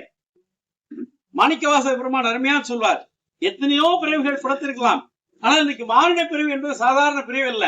பிறவிகளை வரிசைப்படுத்தி காட்டுகின்ற போது சொல்றார், புல்லாகி பூடாகி புழுவாகி மரமாகி பல் மிருகமாகி பறவையாகி பாம்பாகி கல்லாய் மனிதராய் தேவராய் செல்லான் என்ற தாவர சங்கமத்தில் எல்லா பிறப்பும் பிறந்தளித்தேன் எம்பெருமான் மெய்யே உன் பொன்னடிகள் கண்டென்று விடுட்டேன் என்று சொல்கிறார். அப்படிப்பட்ட தென்னாடுடைய சிவனாக இருக்கக்கூடியவனாக இருந்தாலும் எந்நாட்டவரும் விரும்பி உரையக்கூடிய அந்த சிவருமான் திருத்தாளை வணங்கி அவர் பேசக்கூடிய ஒவ்வொரு பேச்சுக்களும் மனிதனாகிய நாம் தான் அதை உணர முடியும். பேசக்கூடிய விலங்காக இருக்கக்கூடிய நாம் தான் அதனை சுவைக்க முடியும், ரசிக்க முடியும், பல பேருக்கு அதை சொல்ல முடியும். அந்த வகையிலே இந்த அழகம்மாள் நகர் வாசகர் வட்டம் மிக சிறப்பாக இயங்கிக் கொண்டிருக்கிறது என்று சொன்னால் ஒரு தனி மனிதனுடைய முயற்சி அல்ல, அத்துணை ஆளுமைகளுடைய கூட்டமைப்பு என்று நான் சொல்ல வேண்டும். இன்றைக்கு ஒரு விசேஷம் என்ன என்று சொன்னால், வாராத வந்த மாமணி போல் இந்துமணி அவர்களுடைய பாட்டு ரொம்ப அற்புதமான பாட்டு. அதை தொடர்ந்து பாலசுப்ரமணியம் எனக்கு இந்த மேட்ச் வராது, அப்பவே நமக்கு மைக்கு செத்து போச்சு, அவருக்குன்னு தூக்கிட்டு வர்றாரு. தூக்கிட்டு வந்து ஒளிமயமான எதிர்காலம் இந்த பாடலே நமக்கு ஒரு நிச்சயமாக ஒரு பிளஸிங் கொடுத்த மாதிரி, இந்த வாழ்த்துக்கள் கொடுத்த மாதிரி இருந்துச்சு. ஒரு மலேசியா வாசுதேவனுடைய அந்த குரல் அந்த பாடல் எல்லாம் கேட்கின்ற போது உண்மையிலேயே இந்த அமைப்பு ஒரு நகர் சார்ந்த இந்த அமைப்பு ஒரு இலக்கிய ஆர்வலர்கள் சந்திப்பு நிச்சயமாக 100 ஆண்டு காலம் செழித்து ஓங்கும் என்று உறுதியாக நம்புகிறேன். இந்த வாய்ப்பு வழங்கிய அத்தனை பெரியவர்களுக்கு நன்றி கூறி பாராட்டுகிறேன். நன்றி, வணக்கம். ராஜேந்திரன் இருக்கும்போது நான் 4 மணிக்கு வந்திருக்கேன். ராஜேந்திரனாக சொன்னாரு ராஜகோபால், ராஜேந்திரன் முனவசூலி ராஜகோபால் மூடி பெஞ்சு நான் பிடி பெஞ்சு சர்போஜ் அவர் லைன்ஸ்ல வந்து 4 பேரும் ஒன்னா இருந்திருக்கோம். அது அறிமுகம் பண்ணிக்கிறேன். இந்த நிகழ்வுக்கு திடீர்னு தலைவர் அவர்கள் கூப்பிட்டு என்னை பேர் சொல்லியிருக்காங்க. அனைவருக்கும் வணக்கத்தை தெரிவித்துக் கொள்கின்றேன். கிட்டத்தட்ட எனக்கு டெய்லி இதுல அவங்க போட்டே இருப்பாங்க. நான் இன்னைக்குதான் வீட்டுல கொஞ்சம் ரெஸ்ட்ல இல்ல. ராஜகோபால் பேசுறாருன்னு படிச்சோன்னா ராஜகோபால் வந்து வாழ்க்கை சுவாரஸ்யம் போட்டிருந்தாரு. இன்னும் சுவாரஸ்யம் போகும்போது ராஜதானை பத்தி பேசும்போது எனக்கு நல்லா பேர் தெரியும். எனக்கு பேசும்போதே நான் அங்கே நேற்று பார்த்துட்டேன். இது அவர் இல்லாம வெளியே வர முடியாது, அது பேசிட்டாரு. மிக்க நன்றியா இருக்கு. அது முனவசூலியை பத்தி சொல்லிட்டாரு. வேற நான் வந்து லைப்ரரி மீட்டிங்ல சென்ட்ரல்ல வந்து செயற்கை உறுப்பினர் லியோ ராமலிங்க சார் போட்டவர். அங்க தொடர்ந்து இருக்கிற கூட்டுறவு தனப்பால் சார் அவங்க அதுவே எனக்கு தொடர்ந்து இருந்துட்டு இங்க வந்து என்னமோ தெரியல, எனக்கு வந்து தடங்கள் ஏற்பட்டே இருந்துச்சு. 104வது தான் என்னால வர முடிஞ்சிச்சு. ஆனா டெய்லி எனக்கு போட்டுருவாரு. நான் வாழ்த்து தெரிவிச்சு போட்டே இருப்பேன். அன்னைக்கு பாத்தீங்கன்னா வெளியூர்ல இருப்பேன், இங்க இருக்க மாட்டேன். அதே மாதிரி லைன்ஸ் வள்ளலார் இயக்கம் வச்சு நடத்திட்டு இருக்கேன் கரண்டா உள்ள அந்த டெஸ்ட்டுக்கு வசூல் பண்ண போவோம். இதே இந்த ரெட் கிராஸ் மீட்டிங் போயிட்டு இருப்போம். இதுலயே போயிட்டு வந்து இன்னைக்கு வந்து எனக்கு இவருடைய அதாவது வரணும் சொல்லி போட்டு இன்னைக்கு நான் வந்துட்டேன். இன்னைக்கு அவரு லைன்ஸ்ல ராஜேந்திரன் நான் என்னன்னு கேட்டேன், லைன்ஸ்ல ஒண்ணா வேலை பார்ப்போம். அவர் சொல்லியிருக்காரு லைன்ஸ்ல வந்து என்னதான் கேட்பாரு. நான் வந்து நான் தலைவர், மாவட்ட தலைவர், ஜாயிண்ட் கேபினட் செக்ரட்டரி எடுக்கும்போது அவர் தலைவர் போஸ்ட் எடுத்தாரு. அப்போ அடிக்கடி என்னை கேட்டுக்குவாரு, என்ன இப்படி செய்யணும், போகணும், வரணும். அதுதான் இப்படி சொல்லியிருக்காரு, லைன்ஸ் சேர்த்து விடுங்க, அவரை சேர்த்து விட்டு செய்ய சொல்லுங்க. ஆனா லைப்ரரியில சேர்ந்துட்டு இது பெரிய இதா வந்து நம்ம தினப்பால் அவர்கள் கொண்டாடுறாங்க. தலைவர், மாவட்ட தலைவர் இருக்காங்க இங்க, ராஜகோபால் ப்ரொஃபசர் சாரு. என்னை இங்க திடீர்னு கூப்பிட்டு பேசுனதுக்கு ரொம்ப நன்றி. அனைவருக்கும் வளர்வதற்கு நான் வர முடியாதுன்னா கூட மனதார வாழ்த்து.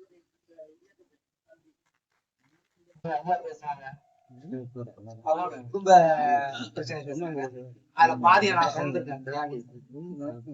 அவர் சொன்ன அனைத்தும் அதே என் நண்பர்கள்லாம் அதே போல உதவி புரிஞ்சு இன்னைக்கு நான் ஏற்கனவே சொல்லியிருக்கேன்.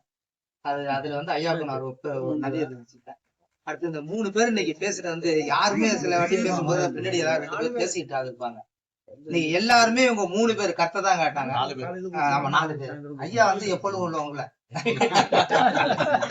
3 பேர் 4 பேர் பேசுனதுல பாலோடைய தன்மைய நான் வந்து 1979-80 அப்ப ஆவின் பால் வந்து சைக்கிள்ல தள்ளிட்டு போய் கொடுப்போம்.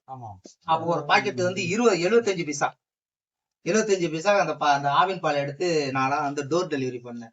அப்ப அதனுடைய அடர்த்தி அதோட தன்மையெல்லாம் அப்ப ஆனந்த்னு இருந்து ரிட்டர் ஆயிட்டாப்ல, ஒரு 2-3 வருஷத்துக்கு ரிட்டர் ஆகி என் ஃப்ரெண்ட் தான். அப்ப தெரியும், அப்பல இருந்தே தெரியும். இன்னி வரைக்கும் நான் வந்து ஆவின் பாலை குடிப்பேன். அதை தவிர வேற எந்த பாலும் என்ன ஏஜென்ட் கூட எடுக்க சொன்னாங்க. அந்த ஏஜென்ட கூட நான் இது வரைக்கும் எடுத்தது இல்ல. ஆரோக்கியால இருந்து என்கிட்ட கேட்கறேன், நான் ஒரு கடை வச்சிருக்கேன், அதனால கேட்பாங்க. எந்த ஏஜென்ட்டையும் நான் எடுத்துல ஆவின் பால் குடிப்பேன், நான் அதை கொடுக்க மாட்டேன் அப்படின்ட்டாங்க. ஏன்னா அது சில நாம்ஸ் நிறைய இருக்குது, அதனால கொடுக்கலன்ட்டாங்க. அதனால பால் ஐயாவுக்கு சொல்ல வேண்டியதுல அவரு வந்து நானும் அவரும் தினமும் தொடர்புலதான் இருந்துட்டு இருக்கோம். அவரு கவிஞர்ல பெருங்கவிஞரா இருக்காரு. இப்ப அவரு நிறைய இடத்துல ஐயா நான் வர குடும்பத்துல ஐயா இருந்துட்டு இருக்காங்க. செகண்ட் அவருடைய இன்னைக்கு அவரோட நீர் ஆதாரத்தை பத்தி நீ பேசுனது உண்மையிலேயே அந்த நான் வந்து டிசென்ட் ஆகி போய் கிடந்தப்ப அந்த நீரை பத்தி என்கிட்ட பேசுறேன். அந்த டாக்டர் வினோதன் ஹாஸ்பிட்டல்ல அப்ப இருந்து அது என்ன நினைவு கூட்டுது. ஐயாவுக்கு சொல்ல வேண்டியதுல ஐயா சொன்ன மாதிரி அவர் வந்து ஒரு பாவேந்தன் பாரதிதாசன் தான். அவரு நினைச்சதை டக்குன்னு சொல்லக்கூடிய ஒரே இப்போ இதுல வந்து டெய்லி தூர்தர்ஷன் இதுல வந்து காலையில வந்துட்டு சுற்றுச்சூழலை பத்தி ஒரு ப்ரோக்ராம் போடுறாங்க, நல்லா இருக்கு. 4 மணி நேரம் போடுறாங்க பாருங்க. அது வந்து இப்போ இதுல வந்து நம்ம அமேசான் காடுகளை பத்தி வந்து சுற்றுச்சூழலை வந்து மிகவும் அழைச்சிட்டு இருந்து பல நாடுகள்ல வந்து அது வந்து பரவி இருக்குது. வந்துட்டு எல்லா நாடுகளும் வந்துட்டு இப்ப எல்லாம் வந்து அழிச்சிட்டு வந்து பிளான்டேஷன் காலத்துல நிறைய வந்து இது பண்ணதுனால இயற்கையா இருக்கிற வந்து காடு அழிக்கிட்டு. அது சம்பந்தமா நான் வந்துட்டு ஒரு சின்ன கவிதை ஒண்ணு எழுதுறேன், ஒரு உரைநடை கவிதை எழுதுறேன். அதை படிச்சுற வழக்கம் போல.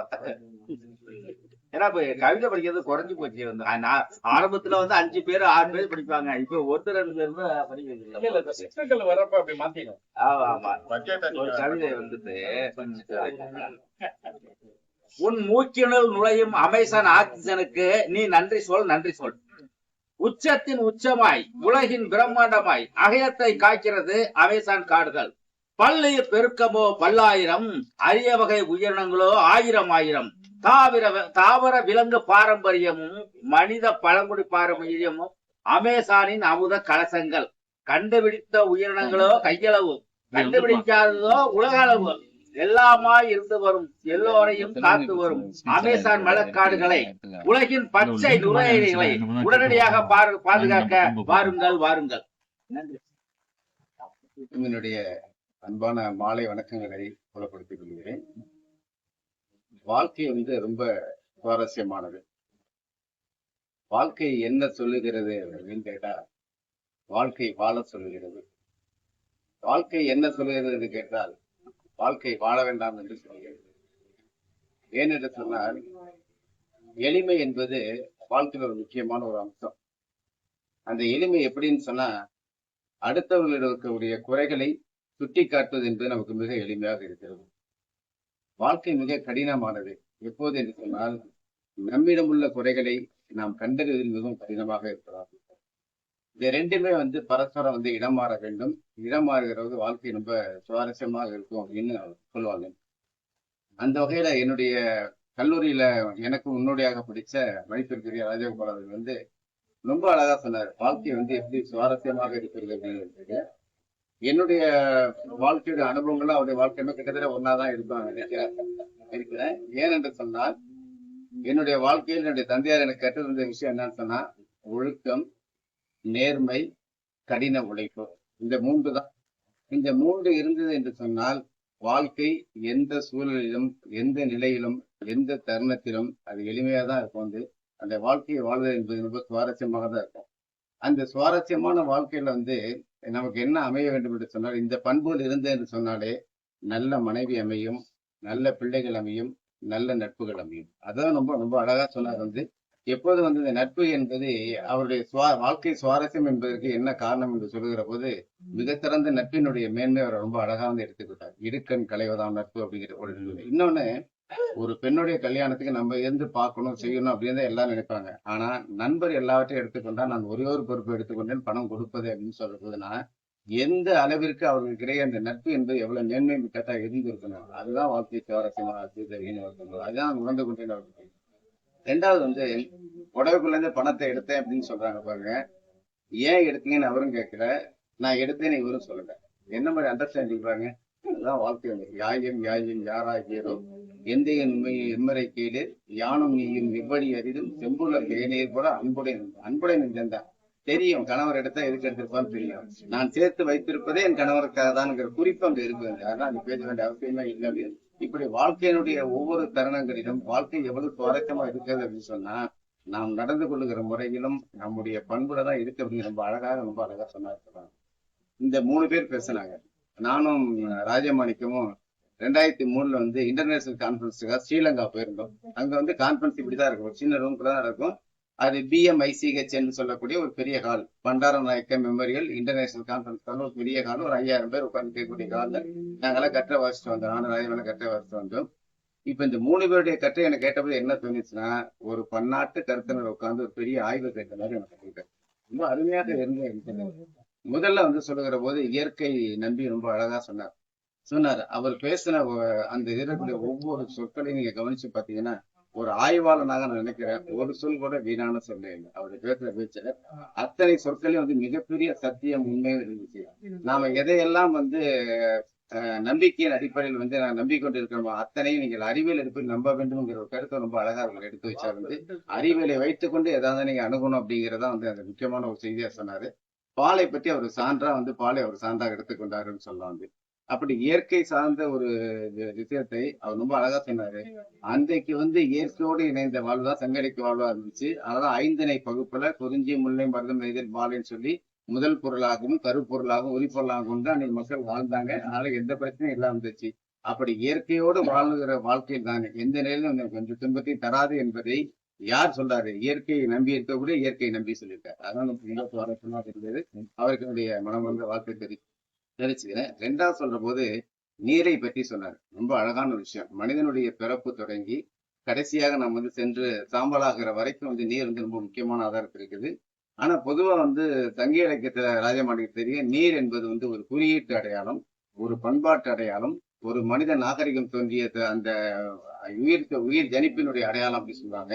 நான் நீரை எப்படி பாக்குறேன்னு சொன்னா புறத்தளவிலும் அகத்தளவிலும் வந்து பாக்குறேன்னு சொல்றேன். அகத்தளவில் பார்க்கிற போது நம்முடைய உடல் என்பது பஞ்சபூதங்கள் ஒன்றான நீரால் ஆகியிருப்பதன் காரணமாக நீரின்றி அமையாத உலகு என்று சொன்னதை போல இந்த உடம்பு முழுக்க நீர் தான். நீர் இல்லாவிட்டில் நாம் எதுவுமே இல்லை அப்படிங்கிற ரொம்ப அழகா சொன்னாரு. புறத்தளவுல பாக்குற போது நீர் என்பது ஒரு குறியீட்டு பண்புல ஒரு மனிதன் வந்து இறந்து போயிட்டா அழக்கூடியது, ஒரு அளவு கடந்த மகிழ்ச்சி வந்தா நம்ம வந்து கண்ணீர் விட்டு வந்து நம்ம வந்து ஆனந்த திருப்பி சிரிக்கிறது. அதே போல வந்து நமக்கு வந்து ஒருத்தினுமே நமக்கு கருணை பிறந்தது என்று தயை காட்டுகிறோம் என்று சொன்னால் நமக்கு இரக்கம் காட்டக்கூடிய எல்லாவற்றுக்கும் பார்த்தீங்கன்னா அவர் குறியீட்டு சிம்பலாக வந்து நீர் என்பது அன்று தொட்டு இன்று வரைக்கும் இருந்தது. அவர் இன்னொரு சொன்னாரு, உலகத்தில் இருக்கக்கூடிய எல்லா நாகரிகளும் நதிக்கரையில் தான் தோன்றியது. அந்த நீர் இல்லாம இருக்க முடியாது, அந்த நாகரிகத்தை அங்கதான் வச்சாங்க. அங்கிருந்தான் மனிதன் மைக்ரேட் ஆன இடப்பெயர்ந்தாகி ஒவ்வொரு ஊருக்கா போய் ஒவ்வொரு கண்ட்ரிக்கா போய் தன்னுடைய வாழ்க்கையை தலைமைத்துக் கொண்டான். அங்க என்ன பொருள் அவைலபிலிட்டி ரிசோர்ஸ் என்ன இருந்து அதை தான் முதல் பொருளாகவும் கருப்பொருளாகவும் உரிப்பொருளாக வைத்து வாழ்க்கை வந்து நடக்கணும். அதை நம்ம நில பாகுபாடு ரொம்ப அழகா வந்து அந்த விஷயத்தை ரொம்ப அழகா வந்து அந்த தண்ணீரோட இணைச்சி அவர் ரொம்ப அழகா சொன்னார். வந்து அது ரொம்ப நம்ம வந்து நினைக்க வேண்டிய ஒரு விஷயமா இருக்குன்னு சொல்லலாம். 3வது தனபால் அவர் பேசுகிற போது சொன்னாரு, நான் ஒரு படைப்பாளியாக இருக்கிற போது அது ரொம்ப அழகா சொன்னாரு. படைப்புல வந்து எப்படி மனித வாழ்க்கை நெஞ்சு பின்னப்பட்டதுன்னு சொன்னாரு. படைப்புன்னு என்றை கொண்டு வந்ததோ மனிதன் என்றைக்கு தோன்றினானோ அவனுடைய சொன்னார். நம்ம படைப்பா வச்சேன். மனிதன் வந்து படைப்பாளியை இயங்குகிறான் என்று சொன்னால் என்ன அதுக்கு பொருள் அப்படின்னு சொன்னா வந்து, நான் இந்த சமூகத்திற்கு ஒரு பொது சொத்தாக ஒரு படைப்பாளனாக கலசி நிற்கிற போது இந்த சமூகத்திற்கு என்ன தேவை என்பதை பொறுப்புணர்ச்சியோடு உணர்ந்து தன் படைப்புகளை வெளிப்படுத்துகிறான். அது படைப்பாளனுடைய கடமையாக இருக்கிறது. இதை வெளிப்படுத்தாத ஒரு மனிதன் என்ன பண்றான், அந்த சமூகத்துக்கு என்ன வேண்டும் என்பதை தானாக செய்துவிட்டான் என்று சொன்னால் அங்க படைப்பிற்கு வேலையே இல்லை. இதை ரொம்ப அழகா வந்து அவர் சொன்னாரு. ஆண்டாளுடைய இதை வந்து ரொம்ப அழகா சொன்னாரு. காமம் வாழ்க்கையில தேவைதான், காதலும் தேவைதான், ரெண்டுமே தேவைதான். ரெண்டுமே 2 இதை சங்கடிக்கும் போது வந்து பேசியிருக்கிறாங்க. அந்த காமத்துடைய உச்சம் அல்லது காதலுடைய உச்சம் என்று சங்கலிக்கத்துடைய 2 கண்களாக இருந்தது அப்படின்னு நம்ம சொல்லுவாங்க. ஒரு பாடல் ஒண்ணு குறுந்தகர் ஒரு அழகான பாடல் இருக்கு. அணில் பல்லன்ன குங்கு முதல் முண்டகத்து மணிக்கேல் என்ன மாநீர் சேர்ப்ப இம்மை மாறி மறுமையாயினும் நீயாகியரன் கணவனை யானாகிய நீ நெஞ்சி நேர்பவளே என்று சொல்கிற இடத்தில் காதலும் இருக்கிறது, காமம் இருக்கிறது. அதுதான் நம்ம புரிஞ்சு பார்க்க வேண்டிய ஒரு விஷயமாக இருக்கிறது. காமம் இருக்கிறவன் காமம் இருந்தாதான் மனித பெருக்கம். அந்த காமம் என்பது எங்கன்னா கட்டுக்குள்ளே இருக்கிற போது அது கட்டுக்கோப்பான ஒரு பண்பாட்டை உருவாக்கி அதன் கீழாக ஒரு மனித சமூகத்தை விழுமியங்களோடு வாழ்வதற்கு அனுமதிக்கிறது. என்றைக்கு காமம் கட்டு உடைபட்டு போகிற போதுதான் அந்த பரத்தை ஒழுக்கம் என்று சொல்வது ஈர்ப்பரத்தை என்றும் தேரி பரத்தை என்றும் காதல் பரத்தை என்றும் அது பெருகிறதுக்கான காரணமா இருந்தது. அதை ரொம்ப அழகா சில கவிதைகளுடைய சான்றுகள் அவர் ரொம்ப அழகா எடுத்துனாரு. இன்னைக்கு நல்ல ஒரு ஆய்வரங்களை உட்கார்ந்து கேட்க ஒரு உணர்வு கிடைச்சது. தனபாலர்கள் பேசுற ஒரு சின்ன திருத்தம் என்று சொன்னால் அவள் வாசல் பெருக்கி கூட்டி போனால் மனசு சுத்தமாச்சு, மனசு குப்பையாச்சு, வாசல் தேவன் சொன்ன கவிதை சுஜாதாவுடைய கவிதை, கல்யாணியுடைய கவிதை, அப்துல் ரஹ்மான் கவிதை.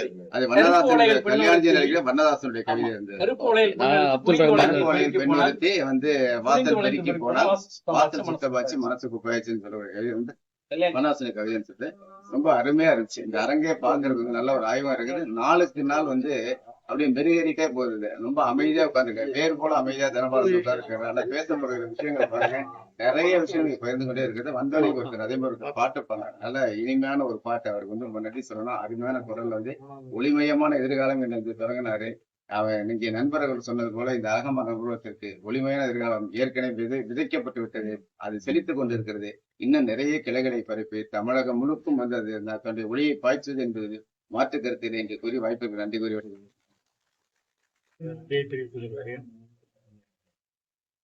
இங்கு பேசிய நண்பர்கள் அனைவரும் மிகவும் அருமையாகவும் அனைவரும் கேட்கக்கூடிய நிலைமையிலும் இன்னும் என்னென்ன நிலைமைகள் குடும்பத்திலே இருக்கிறது என்பதையும் தெளிவாக பேசினார்கள்.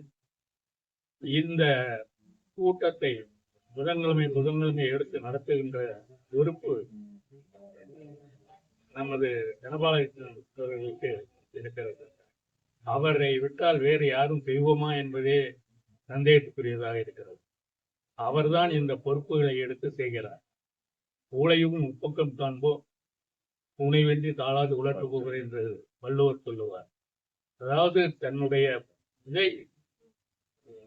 இது விளக்காமல் அதற்கு வேண்டிய எல்லா இனத்தையும் செய்து எல்லா தேவைகளையும் பூர்த்தி செய்து அதை நிறைவேற்ற வேண்டும் என்பதுதான் வள்ளுவருடைய வாக்கு. அந்த பொருட்பாவின் அடிப்படையிலே நமது பாதகவட்ட தலைவர் தனபாலகிருஷ்ணன் அவர்கள் செயல்பட்டு வருகிறார்கள் என்பதை தெரிவித்துக் கொண்டு, நாமும் இது 104ன்னு சொன்னாரு, 100வது வாரமே நம்ம நல்லா கொண்டாடணும்னு நினைச்சது அது கொஞ்சம் தள்ளி வைக்கிறதுக்கு அது என்ன காரணம்ங்கிறது உங்களுக்கு தெரியும்.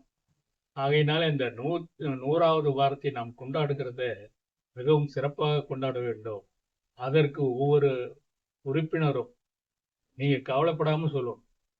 சும்மா அவர்கிட்ட சொன்னா என்ன செய்வாரோ இந்த எண்ணமே இருக்கக்கூடாது. இப்படி செய்தால் இப்படி நல்லா இருக்கும்னு ஒரு 4 பேரை வச்சுட்டு பேசினாதான் இது தெரியும். ஆகையினால என்ன செய்ய வேண்டும் என்று சொன்னாலும் அந்த நிகழ்ச்சி சிறப்பாக நடைபெற நான் என்ன செய்ய வேண்டுமோ அதை என்னிடம் நான் எனது பொறுப்பை நிறைவேற்ற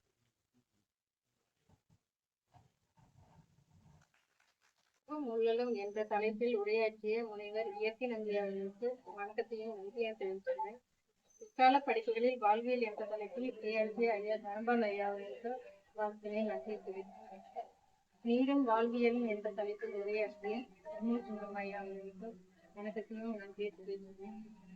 வாழ்க்கை சுவாரஸ்யமானது என்ற தலைப்பில் உரையாற்றிய ராஜகோபால் ஐயா அவர்களுக்கு நன்றியை தெரிவித்துள்ளேன். சார் சொன்ன மாதிரி ராஜேந்திர சார் ஐயாவையும் இந்த நினைவு சொல்றது எனக்கு ஃபர்ஸ்ட் இந்த லைப்ரரிக்கு வந்தப்போ அவர் தான் எல்லாமே. நான் நல்ல உலக விருது வாங்கினதுக்கு அவரும் ஒரு காரணமா இருப்பாரு நான் தெரிவிச்சுக்கிறேன். அவரு மேல என்ன எல்லாம் பார்த்துட்டு இருப்பாரு, அவருக்கு நான் நன்றி தெரிவிச்சுக்கிறேன். ஆரம்பத்துல இருந்து இந்த இப்ப நடக்கிற விஷயத்துல நான் குமார் சாருக்கு ரொம்ப கடமைப்பட்டிருக்கேன். ஏன்னா வந்ததுல இருந்து எல்லா வேலையும் என்னோட சேர்ந்தவங்க பார்த்துட்டு இருக்காங்க. ஒரு டீ கொடுக்கறதுல இருந்து எல்லா சாரையும் கவனிச்சுக்கிறாங்க. அதனால சாருக்கு எனக்கு நன்றியை தெரிவிச்சுக்கிறேன். எல்லாத்தையும் சொல்றதுக்கு மறந்துடுறேன், அதான் எழுதிட்டு இருக்கேன். இந்த இந்த ஒவ்வொரு வார நிகழ்வுலையும் தேர்ந்தெடுக்கிறேன்.